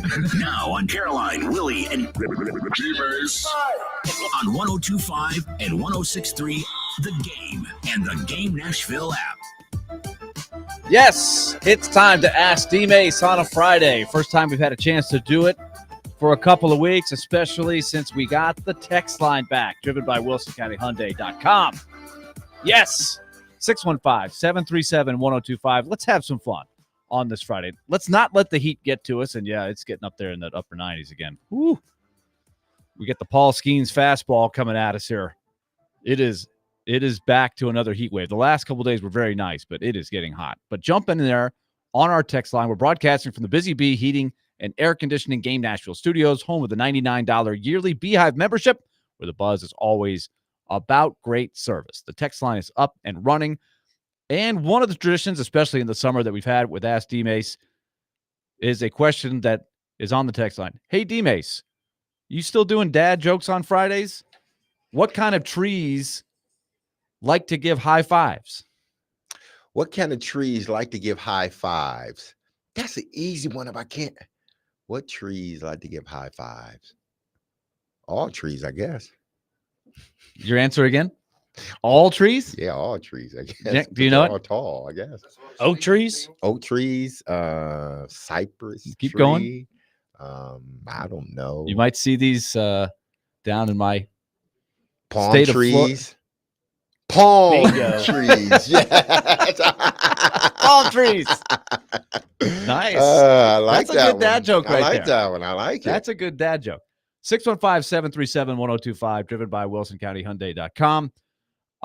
Let's see. DMase, this is from Stephanie. How much of an impact do you think the newly signed free agents will have on the Predators next season? And what are your predictions for the season as a whole? Let's see here. I think this is going to be a better scoring team. I think they're going to have more versatility in their scoring. They're going to have more lines that can do more to me. Because last year, I think that first line was really their top line. That second line was pretty good too. But I think now they're going to be able to move people around, and they're going to have formidable or more than formidable lines outside of that first line. So I think those three guys will help tremendously at that. I think they afford them the ability to do some things that they were not or couldn't do or were not able to do within the last couple of seasons. And Barry has done a great job at putting together a squad that can do some of the things that Coach Bruno wants to do from an offensive and defensive standpoint. I predict this team, they were a 99-point team last year. I predict this team 105. I got them at 105 points. Okay. I think they're going to be in the 100-point range. I say 105. 100 is going to get you in the playoffs. Yeah, probably 10 times out of 10. So 105 will put anything them, above what? that. We're talking about seeding in a third spot in the Western Conference. 105. It can vary from year to year, but yeah, I think you're sneaking up. It depends on how balanced your division is. There's a lot of X factors there, but that would be interesting to know. But 105, I wonder what Vegas will end up with their kind of over under. I think last year was in the 80s, and they blew that away, obviously, to get to 99. 615-737-1025 is the number. Got this, driven by WilsonCountyHyundai.com. DMase, listened earlier when you guys were humming the NBA on NBC basketball theme song. How would you rank your top 3 current/classic national sports broadcast theme songs? Wow, there's not many like the current ones now. I think all time. I think that's a great question. Now, do we have the NBA and yes. Now this brings me back to Michael Jordan, Marv Albert, The Glove, Gary Payton, Detlef Schrempf, Patrick Ewing. Oh man, you're taking me back. The Knicks, John Starks, Stockton, Malone. Charles Oakley. Man, just some of the characters of the day. You knew when this song came on, you knew it was gonna be a game. Oh yeah, it was going. Oh, also, this is one of the best. This is one of the best. It's tough to. This has got to be top 3. I think the best one, and it's not because it's like it's not one of those. I guess it is, but it's one of those songs you only hear once a year. Theme song, so you know where I'm going with this. You only hear it once a year. The Masters, the theme song for the Masters, you only hear it once a year. The slow, it puts you in a relaxing mood. It's just like, oh, okay. I did not expect you to go to the Masters. That is one of the, because it's iconic. It is iconic. Like you know what time it is. You know what time it is. Like when that plays, you know what time it is. Give me some golf clubs. You can name that tune in 3 notes. Yeah, absolutely. What, a 7-iron? Give me a 7-iron. Let's You're go. about 120 yards out. You 7-iron, 8-iron. But you have to talk like this. You have to start talking more in a tone like this. This is the only theme song that makes you lower your voice. It does. That calms you. It just so this has to be number 1. Number 1? Yes, it has to be number 1. That can't touch the NBA. Listen, I get it. I understand. And I'm with you. But if I'm just thinking like this has to be one of the greatest, if not the greatest, because of all the history behind, and they still play it. They haven't changed it. They have not changed it. They haven't. 615-737-1025 for Ask DMase. What's your favorite? Nick, you got one? TV and I were talking behind the glass here. Monday Night Football. Just the when you have the that's the other. It doesn't get much better than that. Like I love the original 70s, that real old one that because there's a lot of some, and I love this. They keep the theme the same because 50 plus years of Monday Night Football. So there's a little twists on it. But there's still nothing better than the original. How about Are You Ready? Monday night, Frank Gifford. Was it Frank Gifford? Yeah, Dan Dierdorf and Al Michaels. Hank Williams Jr. Hank Williams Jr. Are you ready for some football? Are you ready for some not football? into that. That was I like that. I did like that, Willie. It's all right. I did like that. When it first originally came out, I did. The instrumental is the best for me. The instrumental is still the one that gets. Titans had a primetime game. It was against the Steelers. It was on Monday Night Football. Keith Bullock was like a part of the big promo.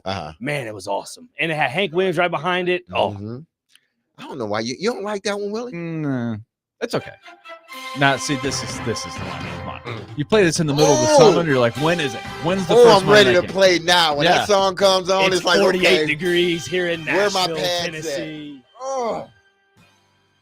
The Put me in, Titans coach. are going against the Jacksonville Jaguars. Put me in, coach. I want to get in now. Yeah, get the bass going. The drummer here. Listen to the drummer kick in right here. With like a bongos right in there. And then you got to have Howard Cosell come in if you really want to get nostalgic. The violins. Yes, here we go. Now, I'll always remember, DMase, the first Monday Night Football game that you guys played in at the new, back then it was the new stadium. You guys played the Jaguars. If I got this right, you guys, the first year of the stadium. The first year of the stadium. Didn't have a Monday Night Football game that you hosted. It was the next year, you played the Jaguars early in the season. You guys smoked them. Remember the Jaguars? You beat them in the AFC Championship game. Yeah. So they had you guys go head-to-head early in the season, and you guys hammered them. I was so excited. The night before you guys played that game, this is fall of 2000, Al Michaels, who was the voice of Monday Night Football back then, came to the Predators game because he's a big hockey fan. Just came to watch the Predators game, and we got Al Michaels on the intermission that night. I was so excited. I thought I had just been. I'm like, you made it now. I've made it. I've made it. I got to interview Al Michaels, and he was awesome. He was awesome, but he was in town to do the game. The Jags. So Al Michaels does not eat vegetables. He doesn't eat vegetables? Does not eat vegetables. Wow. And he's still going strong. Still going strong. Why do I know that? I just saw it on YouTube one day. I was like, wow, I'm fascinated. Again, Al Michaels. Food. Always thinking about food. Willie, it is my whole entire life. Sleeps food, man. His day revolves around food. I'm still thinking about it. That's what I'm doing right now. What am I going to have for dinner? It's Friday. I might go pizza today. I don't know. There you go. But this is the one you're talking about, though, D-Mace, with Hank Williams Jr. Yeah, I like the Hank Williams. You don't like this, Willie? I mean, it's okay, but it's always the theme for me. ESPN welcomes you to the following presentation of the National Football League.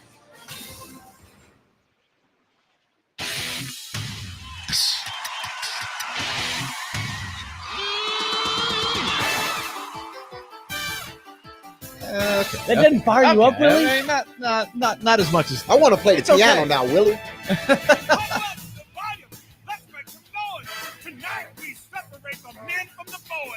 Come on, you don't like that, man. Come on. I will say this.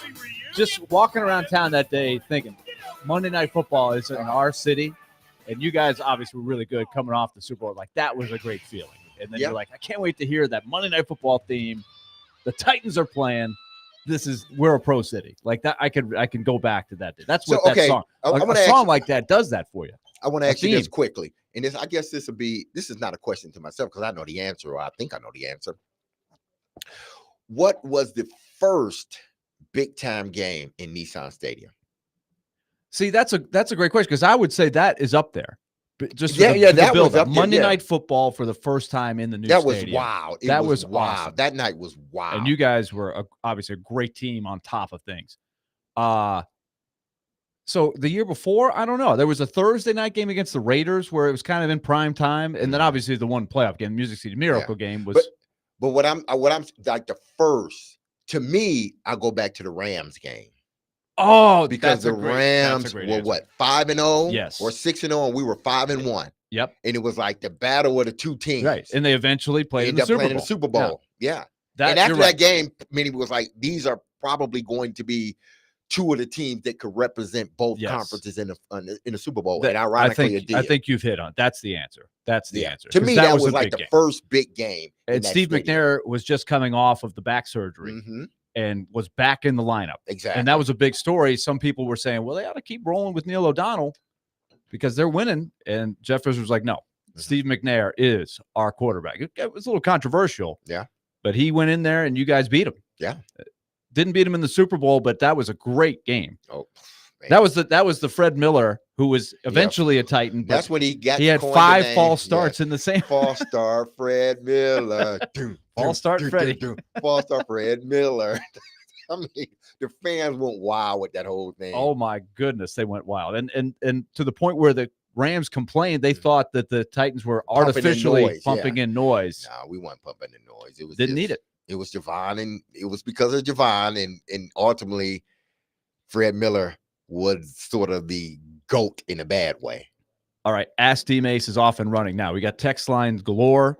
Your favorite sports theme song that ignited a little fuse here. We got a lot of questions for DMase. Segment number 2 of it is coming back here in just a moment. Keep jumping in there. 615-737-1025. We'll get to as many texts as we can on the other side. This is 1025 The Game.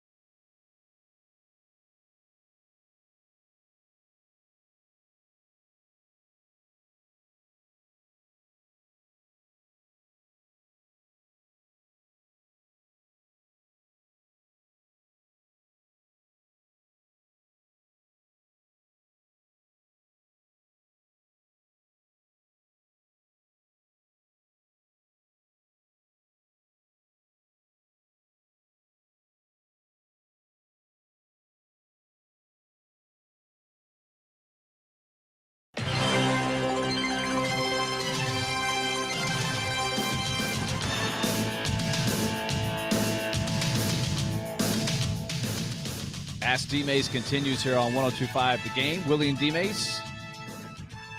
This was nominated by a number of our listeners as their favorite theme song. And, of course, as we phase out of college football on CBS of the SEC 2:30 game, this is now going to be the Big Ten theme song. Did they for switch it to CBS? did they? It's CBS's He's song. correct, unfortunately. And I think when they had the odd game last year of the Big Ten, it was this song. It was. So And I it's believe kinda Rick like- Neuheisel, somebody you're familiar with, mentioned that after the SEC championship game too. So So that means Rick will be doing more.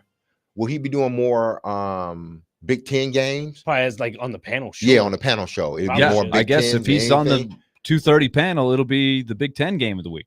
Yeah. That's going to be weird. But when you hear that music, you just hear 2:30. That's college Football's football. on. Yeah. SEC, best of the best. The ribs are on the grill. See, look, Nick brought food in again. I'm It just never saying, fails. Ribs are on the He grill. slips it in there. Maybe you drop a $2 steak in there, some mashed potatoes, a little bit of gravy, mac and oh my cheese. goodness, man. Some Nick, you're gonna make pasta everybody salad. around here hungry, man. But just close your eyes. People that are listening, if you're driving, keep your eyes open. But close your eyes if you're on the side of the road. Just you smell all the Oh, my graciousness goodness. from the patio. College football at its finest. What we got on the text? We got a line? lot of text. Oh, do we 615-737-1025. Adam? Is Adam on? Yeah, in fact, let's see. Well, is Eric not on there anymore? We lost Eric? Eric left, Oh, yes. man. Is Eric Adam was. on? I thought Eric for sure would weigh in Yeah. on his favorite. Maybe he just wanted the Monday Night Football theme to be Yeah, played, yeah. and he was good after that. Exactly. All right, let's go to Adam, who's got a question for DMase. Adam, welcome in. Well, the Monday Night Football theme gets my heart racing, dude. So I guess that's it. Like, it just puts me in a whole other place. Like, it just mentally makes me better. But it's my question for you, D. Mason. I've asked you 100 of these through the years, but I've never asked you this one. This may be the dirtiest one I've asked you. Say, all right, go back to the Super Bowl that we all hated, right? And Kurt Warner's your quarterback. Steve McNair's on the other team. Who wins? What's the score? Oh, wow. If Kurt Warner's my quarterback, I'm winning. I'm just going to pick myself. I'm going to pick the team that I'm on to win. What would the score be? I think it'll still end up being a close game. I think it'll be a close game. The problem with there were several issues. I think if you sort of look back at that game, that whole time, there were several issues that I think hampered both teams. One main issue was the rest time we got after the AFC and the NFC championship game. We didn't have any. We had to pack our bags. We were confident we were going to win the game because we had previously beat them twice. But it's hard to beat a team 3 times, especially in their place. But we were confident. It wasn't a cockiness, but we were just confident. We knew what team we had. We knew them. They knew us, but we felt we were just a tad bit better going up against them. We had to pack our bags as if we knew we were going to win because we had to travel to Jacksonville. So everybody, after that Colts game, we came back, and I remember we had a meeting, I think that night when we got back or early the next morning, and Fish was like, y'all need to have y'all bags packed, everything, bring them over to the facility, have them packed here. So when we're done, we got to go straight to Atlanta. Like the next day, we had to come back here and then go straight to Atlanta. And obviously that's what happened. And I'm sure St. Louis had to do the same thing because they were the St. Louis Rams then. That was the first mistake. Yeah, they were playing at home, which probably made it a lot little bit easier better, for them. because they had their stuff. Everything was set in place. That was the first mistake because that was the first year the NFL had did that. That was a bummer. And then the next year they changed it back to the 2 weeks. Like, why would you do that to teams? So it turned out the Super Bowl didn't get interesting until the second half because the first half, it was sort of like a stalemate, even though the Rams were up. Yeah, I think they it were up was 17-0. Was it 9-0? I think it was 17-0. 9-0 at the half, and they scored right at the beginning of the second half. Yes, when Blaine got hurt. Exactly, when Blaine got hurt. So that was the first mistake by the NFL. That's something we can't control as players. We can't control that. But that was the first mistake because you didn't get the most out of both teams that you probably would have had we had a full week to rest. And then secondly, I think when we started to go back to what we were known for, like we went back to running the ball with Eddie, Steve making plays with his legs and arms. I don't know what we were doing in the first half. It just wasn't working at all. But you saw the second half, like we got back to our identity. Yeah. We got into our identity and we got into a rhythm. And Eddie was just running. He was getting those tough yards. Steve was getting tough yards running and throwing the football. And then the defense stepped up. And then when Blaine went down, that changed the whole sort of scope of the game, because you have Blaine was probably he and Javon at that time were the best players on that defense. And we had some really good players on that defense. Samari, you can name them across the board. But those two guys were key with what we were doing. Javon on the line and Blaine in the secondary, because Blaine was the caller. He knew everything. When he went down, it was a wrap. Yeah. It was a wrap. Tough. Yeah. A lot of questions here. One guy, Matthew, says, are you guys getting the texts? Are my texts going through? I'm not seeing the response that I got. We got a brand new service on our text line. So we got you, Matthew. We got you. And here's Matthew's question. Are Billy Napier, Florida, Clark Lee, Vanderbilt, coaching for their jobs? And if Bama struggles out of the gate, how quickly do you see the fans turning on DeBoer? Matthew just wants pain. He wants coaches on the hot seat. Yeah, he wants people on the hot seat. Okay. Jeez, Matthew. Okay. Clark Lee, is he on the hot seat? No.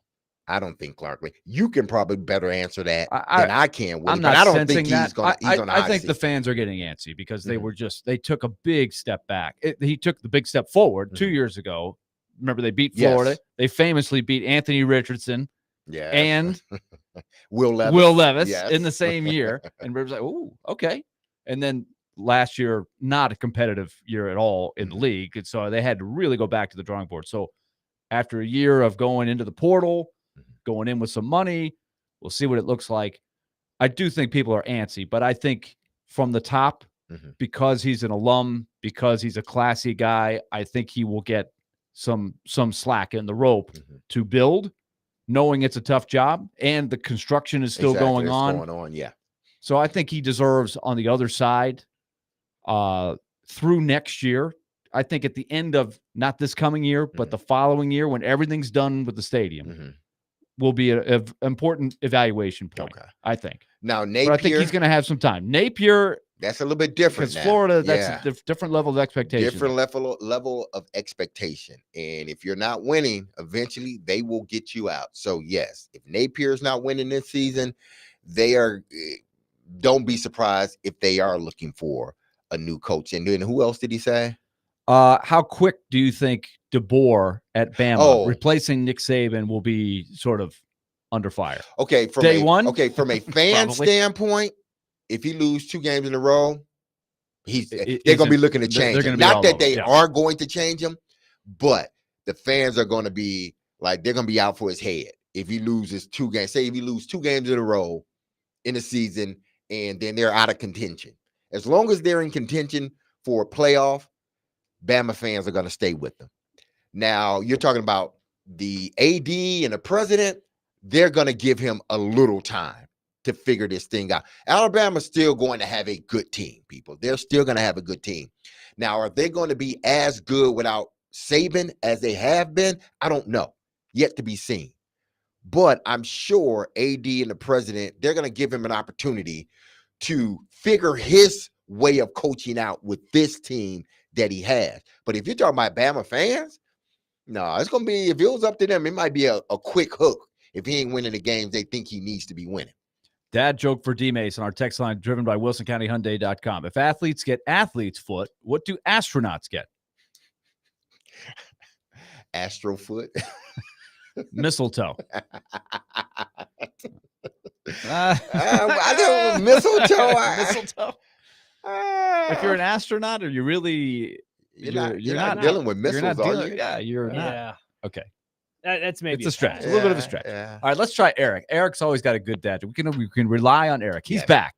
He heard the call to arms. He's back. Eric, welcome in. What happened was I thought you all take a text only. That's why I hung up so Oh, bad. no. You can always grab the vine. As far as music, I love the original NFL Today music on CBS. Brent Musburger, Phyllis George, Earth Cross, and Jimmy the Greek. I like that. I mean, some people, feel it. This We might actually, need to guys, I hear that, believe- Eric, just for old time's Yeah, sake. it's a And real the corny NFL joke. today. It's an old one, and you probably guys will probably get the answer after I give the question. Did you have you heard about the jump rope joke? I don't think so. No, I haven't heard the jump rope joke. Oh well, skip it. That's a good one. I like that one. Yeah, I thought you guys had heard the joke. That's why I wasn't sure. But No, I haven't heard that one. Joke. Yeah. That's good. I'm gonna put that one in my quick- back pocket for my kids. though. Yeah. One quick question, and I guess you probably saw. I guess it was on the golf course yesterday. Aaron Rodgers and the report asked a question about Devontae Adams. It's just why in the world did he just not say, Devontae Adams with the Raiders? We've got our receivers here. I like working with him. He basically made the statement he wanted to play with Devontae Adams to come to the Jets. It's like, why are you doing that? It's just. Want to get your thoughts on that real quick, guys. Y'all take care and have a great weekend. All right, Thank thanks, you, Eric. Appreciate it. We're going to actually talk a little bit about the Jets in the next hour with our topic, which are who could win the Super Bowl out of the AFC. That's coming in the next hour. So Aaron Rodgers will come up. Yeah, Aaron Rodgers always seems to come up. Listen, Was he at the pyramids? Yeah, I think he was in. Yeah, he was out in He went Jerusalem to or something. Egypt. I don't know. Yeah. Egypt. Yeah, He's everywhere. He's everywhere.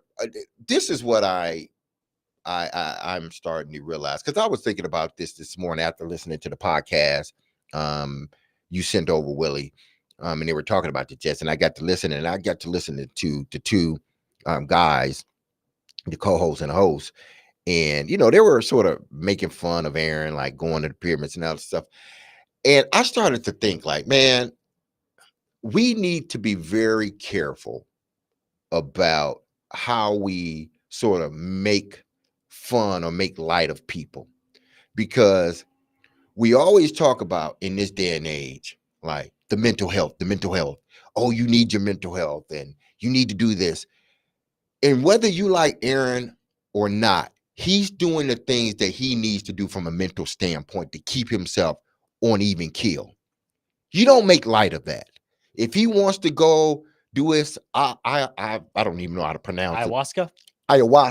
If he wants to go do his ayahuasca, and I've had people that I know that have done it, and it brings out something else in them, so it's beneficial. If he wants to do that, let him do that. He's not bothering nobody. He's not hurting nobody. He's not no domestic violence, no drunk driving, none of this crazy stuff that is always in the news about some of these athletes and entertainers and even politicians. He's not doing this. He's doing his own thing. Does he have sort of alternative views of things? Absolutely, he does. I'm a conspiracy theorist as well. That's just who I am. I'm not going to sit here and believe what you tell me just because you told me that. No, I'm going to look a little bit deeper into it and find out, is that really true what you're saying? Or can that be an alternative to what you're doing? That's all Aaron does. It's not hurting anybody. It's him. So let's be careful when Aaron or any one of these other players choose to go do things that you may look at it as, oh, that's quirky. Why is he doing that? Oh, he's just a nut. No, he's not. He's taking care of his mental health. You should try the same thing. Don't make light of what he's doing. Now, Aaron may say some things that ruffle some feathers. He's not hurting anyone. He has his own views. Let him have his views. He's not hurting anyone. People get so up in the arms by what Aaron does. It's like, dude, let him do him. He's not hurting you. That's the part where, I've gotten to a point with that. I'm like, man, let the man do him. He's 40 years, almost 40 years old, if not 40 years old. Yeah, he's a 40. Man, like Mike Gundy said. Exactly. But what he's doing is benefiting him, and it's not hurting anyone else. All right. We're going to talk more about the Jets in the next hour. Let's get a couple of quick hitters because we're low on time. We got to get to the break, but I just want to make sure we get these in. A couple of questions about your Europe, just quick hitters. Okay. Favorite country that you visit? From Michael and Madison. I enjoy Florence, but I really loved Amsterdam because that was my first time, everybody's first time in Amsterdam. My daughter and my ex-wife, they had already been to Paris. Okay. No one's been to Amsterdam. We had all been to Florence. So Amsterdam was cool. I love it. I'm going to go back. I just got to figure out when I'm going to go back. But I'm going back. Amsterdam. The Netherlands. Yes. I loved Amsterdam. I have trouble saying that word. The Netherlands. It's hard to say. Okay. So that's DMase's answer. And then the last one is another Randy. He's never been to Europe, but he says it's a long question. So we don't have time for the whole thing. But he's basically asking, what's it like compared to the U.S.? Do they have Walmarts? You know what? No, funny to say that. We didn't Like you see said, it. you Yeah, have we didn't see a neighborhoods, Walmart. Yeah, suburbs, we didn't see a Walmart. Now strip malls, things we like that. were sort of depending on like Florence. We were not in like It's an interesting the question. cities like Florence. We wasn't in. We were amongst the people, but if we wanted to really get amongst the people, we had to go a little bit further out, which we did to go to a vineyard. But it still was just us and a few other people. Paris, I didn't see. I saw a lot of stores, but I didn't see a Walmart. Now, maybe they do have one. I don't know. But we didn't get outside of the area we were in. Yeah, because all the pictures you Exactly. see over in Europe is the old world, the old structures, and the Eiffel Exactly. Tower. And absolutely. the And then boats in Amsterdam Venice was and the same way. We didn't really get out into, even though we were amongst the people, we didn't go too far out. So we didn't see, but I'm sure there are some. Good question. Yeah. All right. When we come back, we're going to hit the AFC teams that we think can win the Super Bowl. How long is our list? Obviously, I think we know one team in the AFC that we think could win the Super Bowl, the one that's won it the last couple of years. Beyond that, how long is your list? We're going to talk about that next here on 102.5 The Game.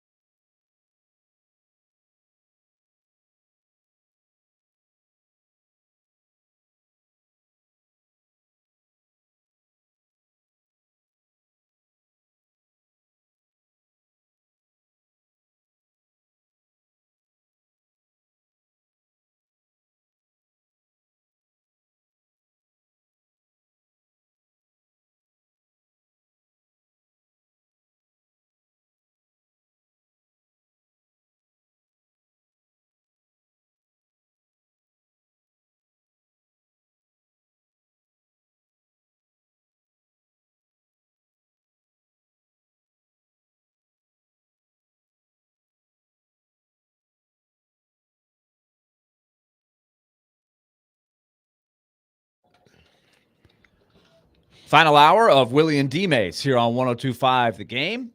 Willy Donick, Derek Mason, our producer Nick Frazier, broadcasting live from the Busy Bee Plumbing, Heating, and Air Conditioning Game Nashville Studios, home with a $99 yearly Beehive membership where the buzz is always about great service. We're going to have a little fun football summer topic here, and that is, okay, let's do a little rundown of the AFC and ask the question, of these teams, how many do you think have a chance to win the Super Bowl? It's a list. Your list could be 2 teams long. It could be 8 teams long. However you want to answer this question. We can get the call and text line driven by WilsonCountyHyundai.com involved as well, 615-737-1025. But we're trying to figure out who are the real contenders. And then we'll kind of ask the follow-up question with the Titans. How far are they from trying to get on a list? Because would we agree? I don't think anybody's putting them on the list, unless even if you are the most optimistic Titans fan, winning the Super Bowl is probably not in the cards this year. It would be an unbelievable upset. What are they? Probably 500, 750 to 1 to win the Super Bowl. These odds come out from time to time. I don't think they've changed a whole lot. So they're a huge long shot. Now, you could be that guy that calls in and says, you're telling me there's a chance, right? Everybody's got a chance. Okay, yes, everybody has a chance. Realistically, though, we're putting our list together here, and I was inspired by the Monday Morning Quarterback, MMQB podcast, which I think does a really good job of some of these summer pro football topics, just kicking around some interesting ideas. And so they did this exercise for both the AFC and the NFC. I want to focus on the AFC today. Maybe next week we'll come back and look at the NFC. But the AFC, where the Titans are sitting, this is what they have to sort of scope out. One point that they made, and you guys tell me if you agree, that I don't think this is the best Kansas City Chiefs team on paper. They're trying to stay in the window. They've won it 2 in a row. But each year, as we all know, with the salary cap, it starts eating into runs. For example, they don't have L'Jarius Sneed anymore. There's one of their key players of how they won it 2 in a row, and now he's not there anymore. They're drafting low. There's so many things that eat away at a championship roster. So it's getting harder for them. And so that was part of the reason why they made this statement. You can look and say there's not a lot of teams other than maybe the 49ers in the NFC that are really going for it and are loaded teams. Would you agree with that in general? In the NFC or I would say let's just focus on the AFC. Is this like you go are through there any loaded teams? Browns, Ravens, Bengals, Texans. Like I don't know that I'm looking at Bills. Obviously, the Patriots have crumbled. Are the Dolphins loaded? These are all questions that kind of make you a little optimistic that it is kind of wide open. Like, who are the true juggernauts after the Chiefs? And I don't. Would you agree? This is not the most loaded Chiefs team. No, it's not the most loaded Chiefs team, but I don't think the Chiefs really has ever really been like loaded. Like last year, their offense struggled a lot during the season. And if it wasn't because of the second half pickup of the defense, I'm not sure if this team would have won the Super Bowl. I'm not saying they wouldn't have gotten in the playoffs, but I'm not sure this team would have won the Super Bowl because that defense stepped up big in the playoffs and they kept them afloat, because this team from an offensive standpoint, they couldn't catch a cold. Again, like I said, they couldn't catch a cold in the Arctic, but naked. They just couldn't do it. People were dropping balls left and right. And their offense wasn't flowing the way that it had normally been flowing. And it was because of Coach Spags and that defense. They picked up the pace and they were able to keep things afloat while the offense sort of found their footing. They end up finding it. But if it wasn't for the defense, I'm not sure this would have been a Super Bowl team. So you look at Kansas City and you say, well, have they really, other than when they had Tyreek Hill, Travis Kelce, had some good backs, offensive line was pretty good. I think those years they were the most loaded. The first Super Bowl they won, I think that team was really like loaded. because everybody was pretty young too. That whole squad was young. So, but if you look at the teams outside of Kansas City this season. Okay, so let's start there. We all have Kansas City, obviously, on there. How many teams did you decide to put on the list? How many have you got? I got at least 4 teams. You've got 4 because you could. I think you could. That's a good number. Nick, do you go deeper than that? I'm struggling whether to go 5 or 6. I was in the 5 range as well. I think 5 is the solid number. Like we're talking about winning the Super Bowl. We're not talking about winning the division and winning a playoff game and having a good year. 4 outside of Kansas City. 4. Okay, so you have 5 including essentially. Kansas City. Okay. Yeah. I see that's right around the number for me. I think you could stretch it and take a flyer on a 6th, and that could be a number of teams. And so now let's see if we all agree on who the 5 are. Okay. Because I'm going to guess that I have a team on here that DMase does not have on here. But let's see. Let's see. So Nick, give me another team that's on your list besides the Chiefs. We're talking about winning the Super Bowl. We can envision this. Baltimore. I think obviously. I think Baltimore's got to be on there. Okay, so do we all have Baltimore? Yes. Now, how loaded is this Baltimore team in your mind, Derek, compared to the consistent winning Ravens teams recently? They were 13-4 last year. It was lined up for them to win.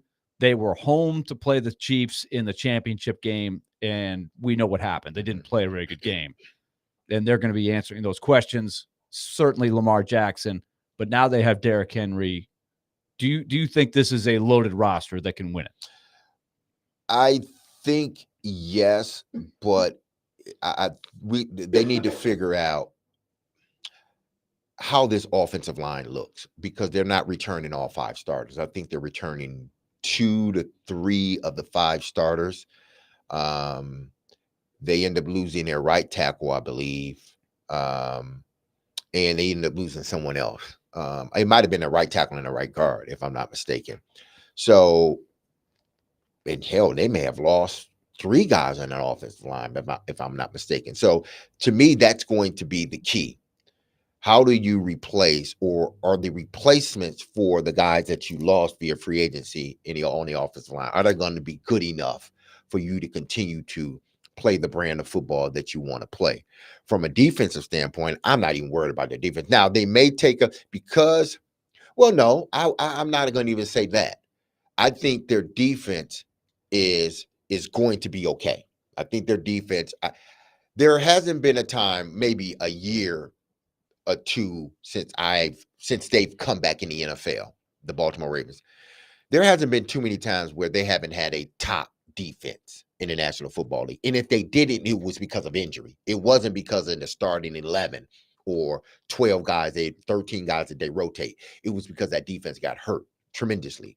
And then they dip. Typically, their corners would get hurt, and then the defense would go down. They still would be tops in run stoppage, but as far as pass against the pass, they were not as good. So to me, it's going to be the offensive line. How would losing the players that they lost, are their replacements good enough for them to continue to play the brand of football? They go get Derrick Henry. They still got Zay Flowers. They still got Andrews.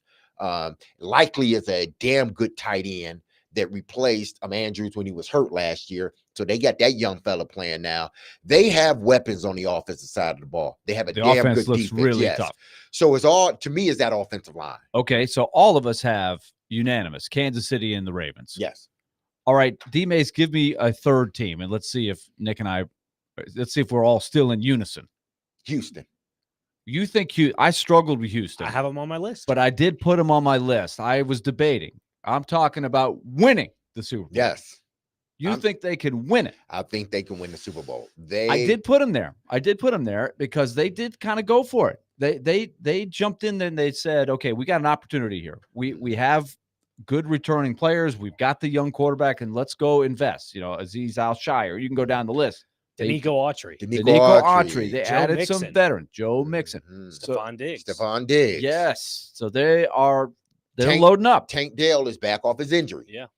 And Nico Collins developed exactly. very good So wide we receiver. agree. They could win the Super Bowl.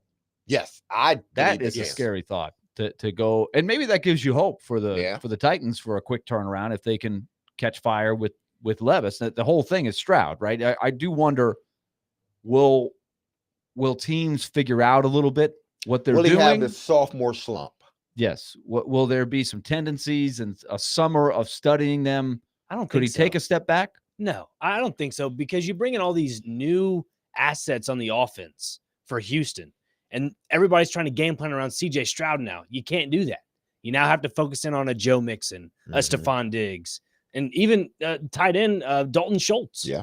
I mean, they have a lot of really good pieces on this offensive side of the ball. See, that's not even talking about the defense. Yeah, he tried to work in pizza. Tried to work in pizzas. Sorry, it's all about food. Pepperoni pizza. Nick, you got food on the mind, man. You can't get away from it. It's lunchtime. People been driving around eating lunch going, now you got me hungry. All right, so we all agree on the Texans. Now, let's go to the MMQB podcast. Connor Orr likes to make some interesting predictions, just provocative stuff.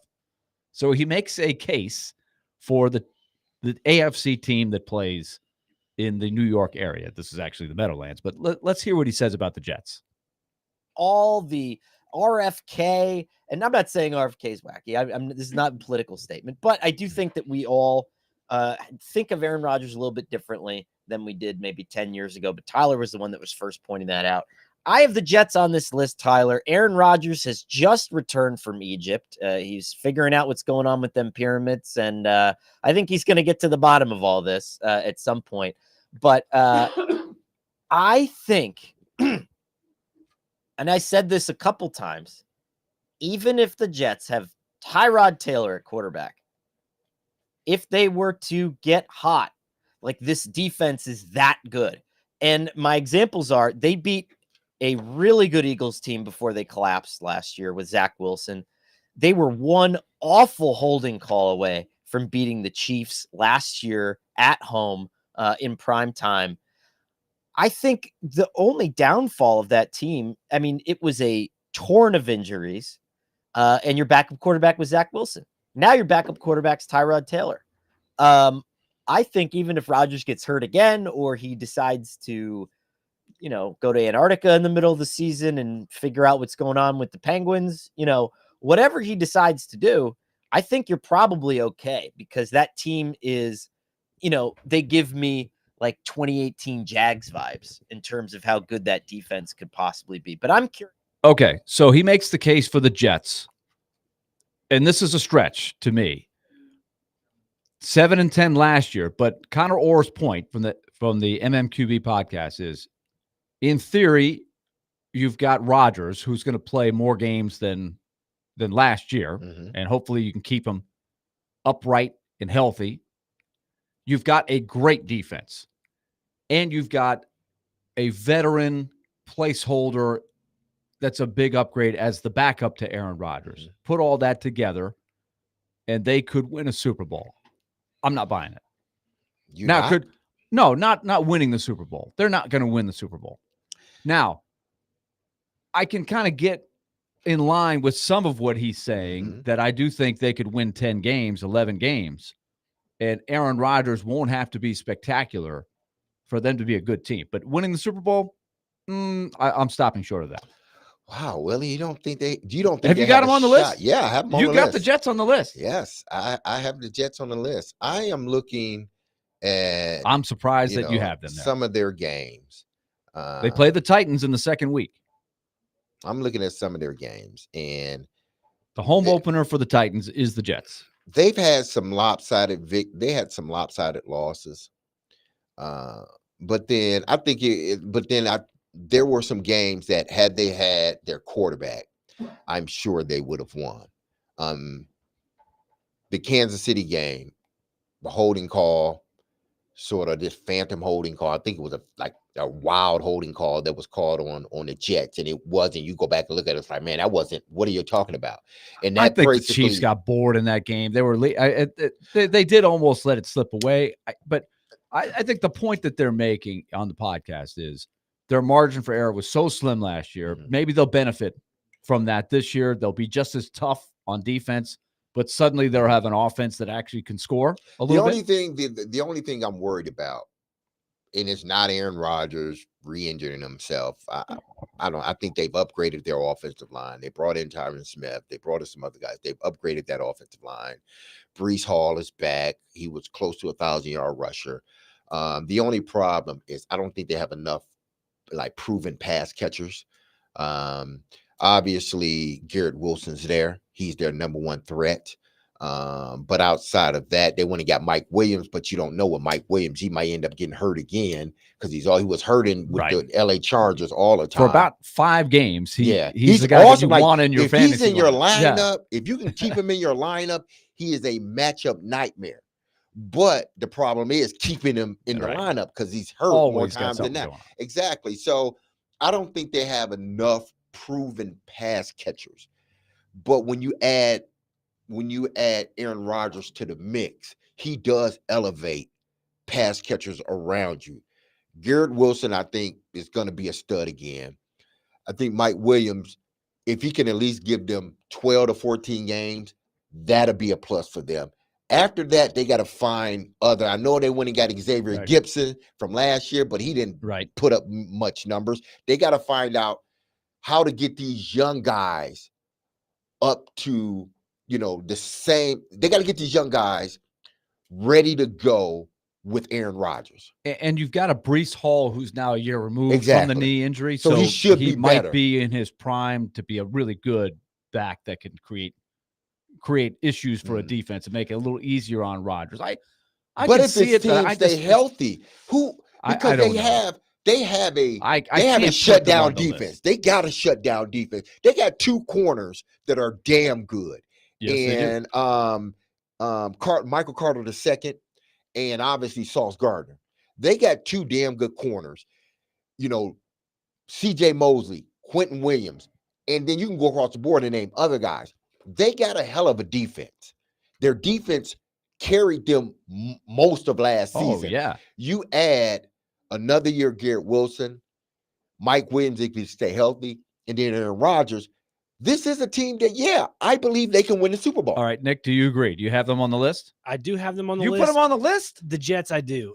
The only reason is like, who do I have on this list that you guys don't think? The reason why they go to the Super Bowl for me is Aaron Rodgers. That's the simple X factor. So you believe that even where he is in his life, his health, that he can do it. He can take them all the way to the top. He's surrounded by athletes in positions that need to be young. Running back, Brees Hall. You got to have that. And Michael Carter, who's back there at running back. I liken this again too. People didn't think Peyton Manning would win a Super Bowl. They didn't. Not the second time because of his arm. Right. He could barely throw the ball down. So what happened? That defense stepped up even big. And then they sort of tailored that offense around what Peyton could do. And they end up winning the Super Bowl. Why? Because of their defense. Now that's the key. Their defense got to stay healthy. If the Jets defense stay healthy with Aaron Rodgers underneath center, they have a shot. I'm picking them as one of the prime candidates to make the Super Bowl out of the AFC. Okay, Can't forget Garrett Wilson as well. Another asset on the outside. So the 3 of us all have Kansas City and the Ravens and the Texans. We have all 3 on that. Nick and Derek have the Jets. I do not. So on the other side, we'll go over the rest of our list. And if you want to weigh in on our text line,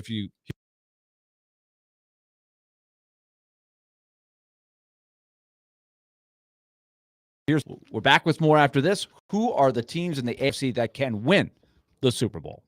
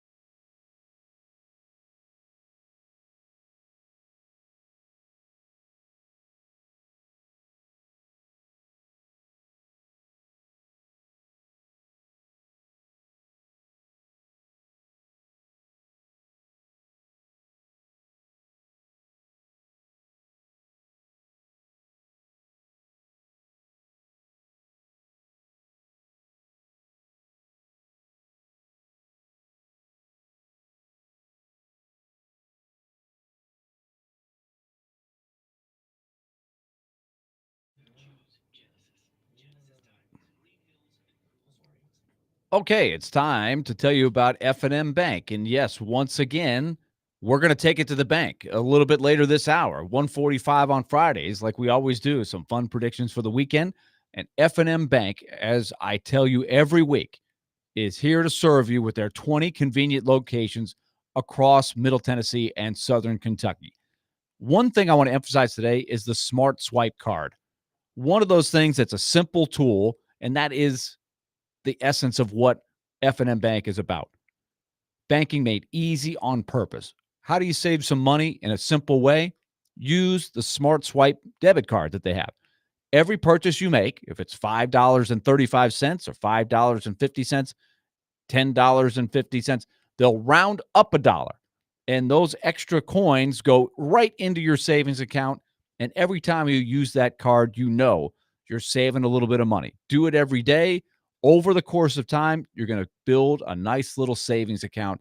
And that is just a simple way, one of many ways that F&M Bank tries to make your banking needs simpler and really streamlined. Banking made easy on purpose. Find the nearest location to you. Out of the 20, just go to myfmbank.com. That's myfmbank.com. They're all over the place. West End in Nashville, downtown on Franklin and Main Street, Mount Juliet, Murfreesboro too. It's FM Bank. MyFMBank.com is the website. Equal housing lender, member FDIC.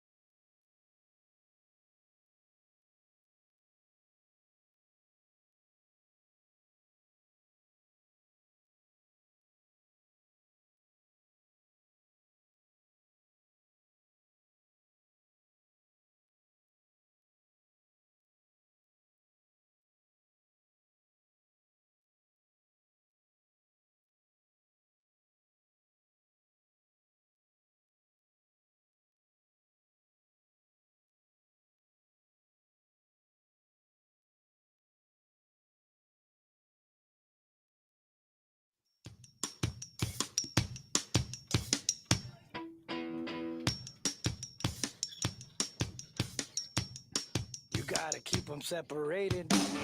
All right, we're trying to continue to separate who are the Super Bowl contenders in the AFC. We know the Chiefs. Mm-hmm. We got the Ravens. Mm-hmm. We all are in on the Texans. DMase and Nick are in on the Jets. I am not. I do not think they can win the Super Bowl. Shoot, I'm glad you're not a Jet fan.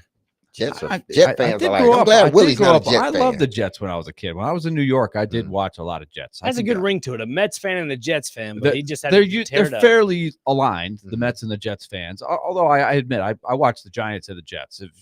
When I was a kid, you're like, are you Giants or Jets? I would have said, I'm both. And I would have been that guy. And you can't be both. But I did watch them a lot as a kid. So I can fondly remember Mark Gastineau and those guys. Hey, just a quick reminder that you can join our own Joe Dubin at the Yazoo Brewing Company at 900 River Bluff Drive in Madison. That's this coming Thursday, July 18th, 4 to 6 p.m. He's going to give away a bunch of stuff. Tickets to upcoming concerts, Def Leppard, Bush, Train, Dierks Bentley, and more. So you can also get signed up for the grand prize, which are tickets to a Preds home game, Sounds game, and to the Big Machine Music City Grand Prix. So for more details, visit thegamenashville.com/tour and get involved. Okay, next team on the list. I'm throwing it out there. I got the Bills. Still is a team that can win the whole thing. And I admit I was influenced a little bit. I was on the fence. I heard the guys on the MMQB website, and they made this point. Josh Allen could get hot. Mm-hmm. He can lose you a game, but he can win you a game. if he can go on a roll, that team is still good enough to win the Super Bowl. I bought in. It's a borderline, but I've got him on the list. Agree or disagree? Well, listen, I'm going I know to where you're going. Yeah, you know where I'm at with this. And what makes this sort of baffling, because when you look at Josh Allen, people just think like, oh, he's an elite quarterback. He missing all this stuff that they've said about Josh Allen, but yet still he hasn't gotten this team to where he needs to get them, and that's in the Super Bowl. As good as people say he is, and as elite as people say he is, he hasn't gotten that. He hasn't gotten them to a Super Bowl. He hasn't even gotten the MVP. But he's played well in certain situations. I get that. But his teams haven't won. And then on the same hand, you look at Lamar Jackson and you say, oh, he can't do it. He's not elite because he hadn't won a playoff game. Well, he has won a playoff game, but he hasn't done well in the games that they lost. He's in the same boat that Josh Allen is with me. I think he's a damn good quarterback, meaning Lamar Jackson. But has he reached elite status yet? He's on the cusp. But in order to reach elite status, to me, he has to get into the Super Bowl. He has enough around him. He has the ability. He has to. I know he's won 2 MVPs. That you can't take that away. But ultimately, he would trade those MVPs in for a Super Bowl win or a Super Bowl berth. So Josh hasn't even won the MVP. He hasn't gotten to the Super Bowl, but in the AFC Championship game once. I get Lamar hasn't. But what is it that everyone sees about Josh Allen that makes people believe that he's going to get him in the Super Bowl? He lost his best weapon. They did make some significant changes. He lost the minute both of his top wide receivers are not there anymore. The minute that so it's going to be a different look there, that's when his career started to take off. Now, last year, remember how close they were to beating the Chiefs. But they didn't do it. They didn't do it. How close was Baltimore to beating the Chiefs? They didn't do it. I know. The Chiefs did walk quite the tightrope to win the whole thing. They won some very tight games to win it. 27-24, this was in Buffalo. But it, well into the fourth quarter, they still led. They couldn't get over the top. So, Nick, do you still think Buffalo is a team that could win the Super Bowl? They have been in the window the last few years. It hasn't fallen their way. We've talked a lot about Allen. I still think they're in the window. No? I can't do it. You can't put them on the list. They're definitely out of this window that they had. I think Stephon Diggs was their number one option in that window. And when you take that one option away, that poor window needs to be caulked and sealed because it's hurting right now. But I would say that when Diggs slumped down the stretch, they still won games. Like, remember, they were sitting at 5-5 or 6-6, and they finished strong despite the fact that the Diggs thing was going south. They started running the ball more, and I think they're going to try. That's their idea of how they're going to build on that. So I'm still with the Bills as a team. I can envision winning the whole thing. I'll say this about the Bills real quick. Sorry, DMase. Real quick. They remind me a lot of the Jets. They have the young talents and the positions they need at wide receiver, Keon Coleman. Well, this is the key. What are they getting exactly in replace of Diggs and Gabe Davis? Right, and it's Keon Coleman, and then you kind of fill the voids with Dalton Kincaid, Dawson Knox, who are tight ends, kind of more the flex slot options for them. And then you look at running back at James Cook. I mean, that's kind of been their bell cow running back for the time being. Is that enough to get them to a Super Bowl with Josh Allen? I think it could be, but not with Josh Allen. I'm with DMase on this. I'm not sold on this Josh Allen quarterback extravaganza. I think he runs the ball too much, fumbles it a little too much. It's just me. To me, Josh Allen will Josh Allen you out of a game. Okay. Eventually, he will throw a interception that will cost you in a game. He's done it, and it doesn't seem like it has changed with him. Now, get it.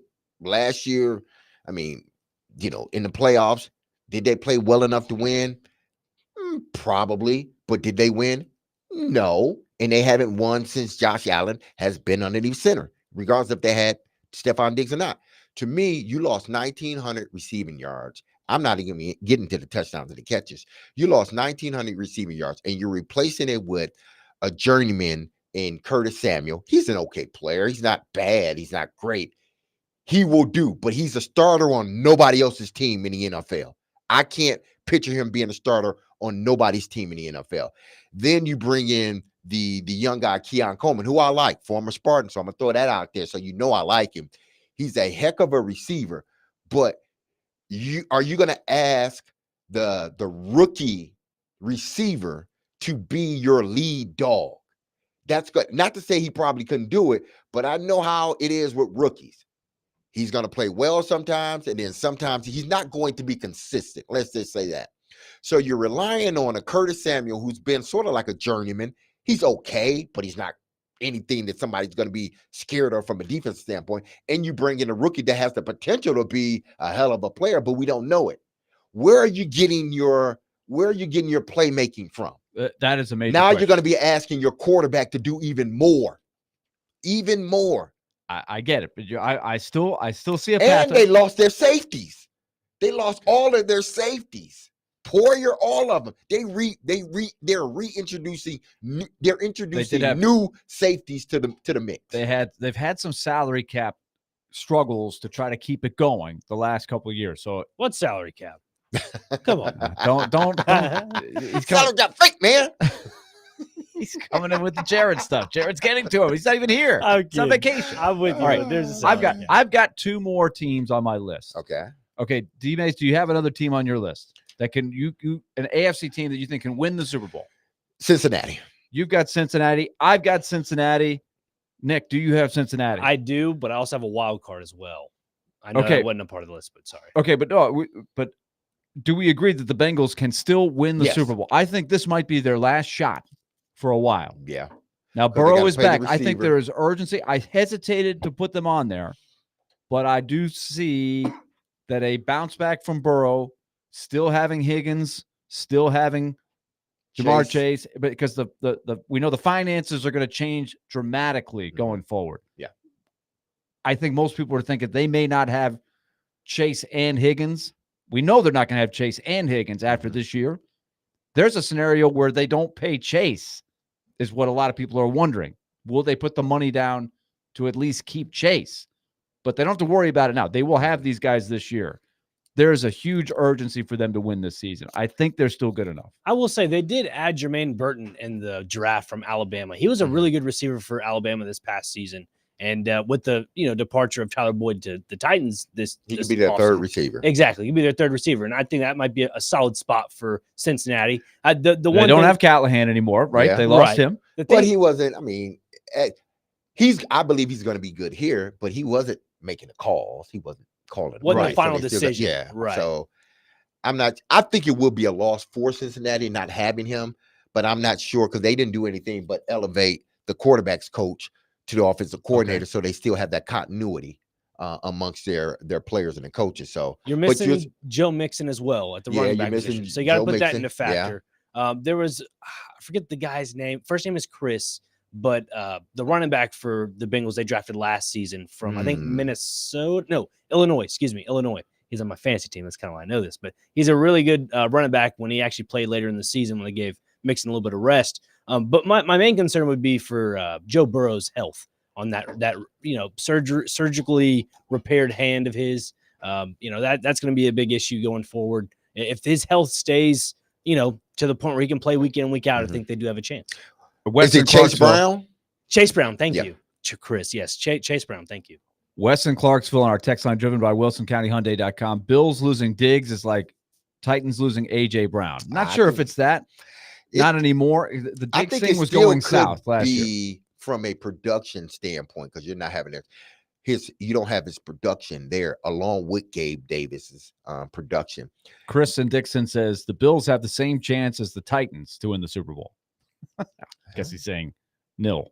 Now my dark horse in this. Okay, so you got another team. Yeah, I got a dark horse. I have one more team on my list, and I struggled, but I'm like, okay, I can see it. There's some teams that you can make a case for, but that you could also say they could go 7-10 and not make the playoffs. So I struggled with what to do with those teams. My dark horse team, man, I just can't let this team go. No matter what. I don't care what they're going through. We just can't let them go. As long as they got that one person leading them all. Pittsburgh Steelers. You think the Steelers can win the Super Bowl? Listen, I'm not going to put anything past the Steelers. If they get that quarterback situation worked out, because here's the thing. Russell Wilson, if you look at what he did with Denver last year, he wasn't bad. He was not bad. Was he worth the money that they were paying him? No, he wasn't. And he was not on the same page. Exactly. He and the head coach wasn't on the same page. But he didn't do a bad. He played winning football. Let's just say that. He played because he was much better last year than he was the year before. He played winning football. If you can get him to play winning football like he did in Denver last year, I think he had like 24, 25 touchdowns. He didn't have double-digit interceptions. He didn't have double-digit interceptions, I don't believe. He might have. Was it 10? Yeah, right. Well, let's just say that his numbers didn't look really ugly. They looked. They didn't look the way they did the prior year. Yeah. That whole match, that whole marriage between him and Sean Payton just didn't work. I think that you go to Pittsburgh, if Tomlin, if he can just be what he was last year with Denver, don't lose games for us. 26 touchdowns and 8 interceptions last year. Like that's winning bad on the surface. That's winning football. Now people on the surface, dissect it. Exactly. It didn't look. It's not as good as it looks. Exactly. But those numbers are what they are. Right? But if he's playing those numbers with Pittsburgh, with that defense, with the receivers that they have, I know Johnson is in Carolina now, but they still got some hell of a receivers that are there. I can see this team. I can see the AFC. What is that? The AFC North? Yeah. No. Yes, the AFC North. Yeah. I can see them possibly getting 3 teams in. A possibility. Yeah. See, that's the part of that. That's the part of this equation that's interesting because that division, there's no bad teams. No, there's no bad team in that division. And if Pittsburgh gets in the playoffs, and if Russell Wilson is just playing winning football, don't have to wow everybody. He's playing just winning football. Yeah. Okay. With Mike Tomlin on the sideline, also have it. I wouldn't put it past them. They have the intrigue of could they use Justin Fields in a way too, just to bring out his best as like exactly. They can probably use him like they used Cordell Stewart many years ago. That is something I've thought about, and so that podcast also brought that up. But I do not have them winning the Super Bowl. They cannot win the Super Bowl. They're not going to win the Super Bowl. Now the odds are probably long. Do you have them in there? Do you have on your list, Nick? The Steelers. Do you have the Steelers on the list? I actually have the Chargers as my wild. That's your last one. You went Chargers. I did. He went Steelers. We both. I have the Dolphins. No. No, because the Dolphins. You have no. No, because the Dolphins going to end up doing Dolphin things late in the season. They just going to fall apart because they can't play in cold weather. I still can see a pathway with the Dolphins. I can see it. What's taking one step. Well, one step. Maybe earn some home field where you don't have to play in sub-zero temperatures, but so you can run your offense. But they got to play in at the end of the year. They got to play in sub-zero temperature late in the season. Buffalo, New England. I just think they hit a level with that New York last year. If they can get back in that rhythm, get it going again, get the swagger, I still think they could do it. They've had these same individuals on offense for the last 3 years, Willie, or at least last 2 years prior to this season, and they still have done the same Dolphin things. They've added they've added OBJ to the mix. There's Stranger Things on Netflix, and then there's Dolphin things. Yes. They've always managed to do Dolphin things. So I am not going to count on the Dolphins doing nothing but Dolphin things, which means they are not going to. They may not make the playoffs. They lost. They were when they were sitting at 11-4. They beat the Cowboys. They lost their last 3 after that, and so the bad taste in your mouth. I tried to put that aside. No, I feel like they can still win it. I'm not. All right, so we agree on most of our list, but we do have some different. So I think the wild cards where everybody just went. I can't believe Nick got the Chargers there. They could make a run, Harbaugh, baby, winning the Super Bowl. I understand Harbaugh. Winning the Super Bowl. I get it. We're not talking about getting into the playoffs. That's a different list. We're talking about who can win the whole thing. And the only reason I thought about it because of Harbaugh. That's the only reason I even had the Chargers on my mind. After that, I was like, nope. Don't forget about him. And DMase isn't putting a Michigan guy on there. There's no way he's putting on there. All right, we're going to take it to the bank. When we come back, our weekend predictions here on Willy and DMase, 102.5 The Game.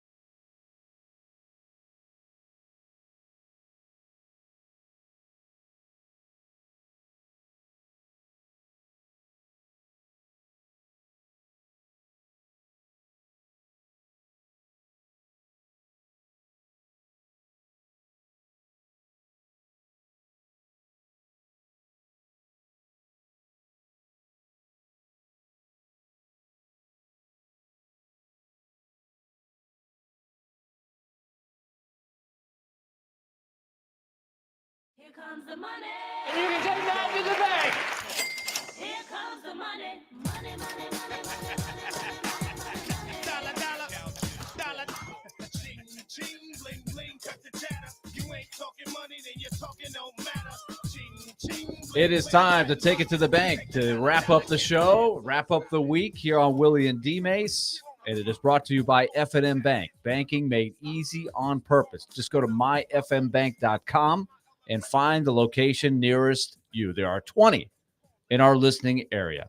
A couple of texts from our text line driven by WilsonCountyHyundai.com from our last segment. Steelers at the Chargers. What in the heck are you guys drinking at work?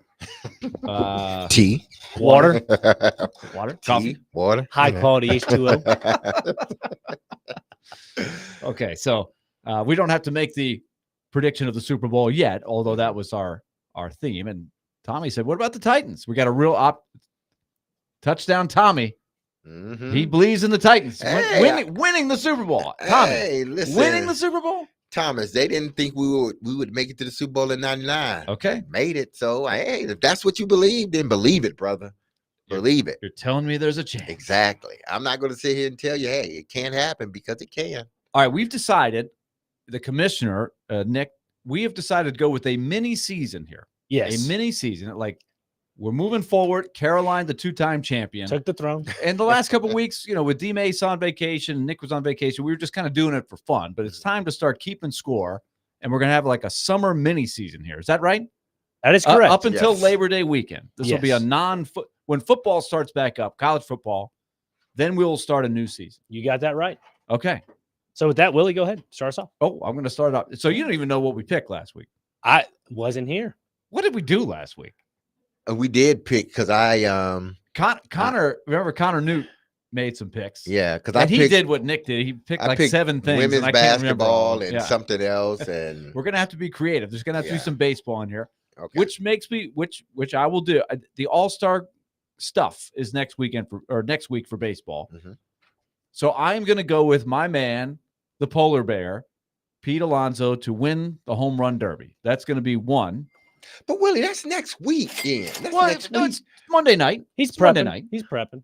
Okay. So our next Oh yeah, our you're next right. ticket All to the right. bank will be next Okay. Friday. I'm So we'll thinking. give I'm the- thinking games, because the All-Star, because they still have games. Yeah, left we before got the a All-Star weekend. game. We Yeah. got a weekend of games. Yeah. And then the And then home Monday run also. derby's Monday and the All-Star games Tuesday. Oh, okay. Okay. All right. Okay. DMase, you have it on? Or you have more? Well, that's what I That's got just one more. one. Yeah. Okay. I will go with Paul Skeens to strike out, let's say 3 or more strikeouts in his All-Star game start. Okay. I'm guessing he's going to go 2 innings. Sometimes they look One like I inning, go 2 one. innings, So something like I that. got to go 3 just in case they take him out after 1 inning. But I think he'll get 3 Ks or more. Okay. Skeens, 3 Ks or more.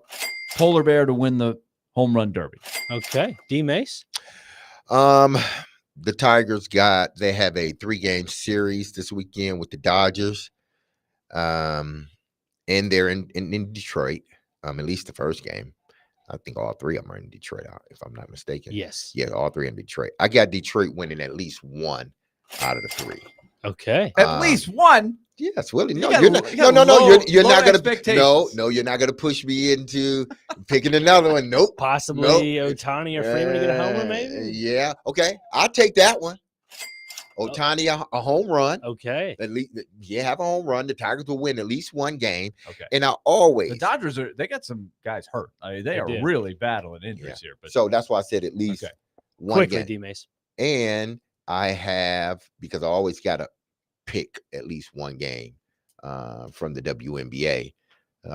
Give me, I'm not going to go to the games. I always go to Indiana Fever. I'm not going to go to them, but they do play Phoenix. Let me see. I'm going to go with Vegas Aces in Atlanta Dream. I'm going with the Vegas Aces to win it by 10 points or more. Oh, wow. Okay. Oh, Yes. Well, as for Because myself, Asia's going, she's just going to dominate. just dominate. She's just going to dominate. Yeah. As for myself, I'm going to go to the All-Star game as well. Paul Skeens, not just 3 strikeouts, but an immaculate inning. Ooh. immaculate inning. I'm gonna Whoa. You should win the whole season if that happens. Now remember, immaculate inning is 3 strikeouts Uh-huh.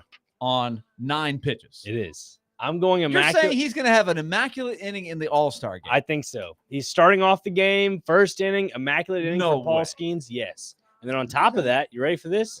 You sure? Yeah. Adolis Garcia to win the home run derby. Sorry, Willie. Adolis Garcia. He can do it. Sorry, Is he in the Willie. home run derby? He is. Okay.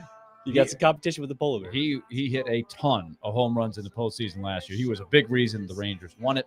All right. All-Star Week next week. We're going to have some fun with that. SEC Media Days will be going on next week. We're all over that. Everybody have a great weekend. We'll see you Monday at 11 right here on Willy and DMase. Be loving your people. Happy Friday. Have a wonderful weekend and peace.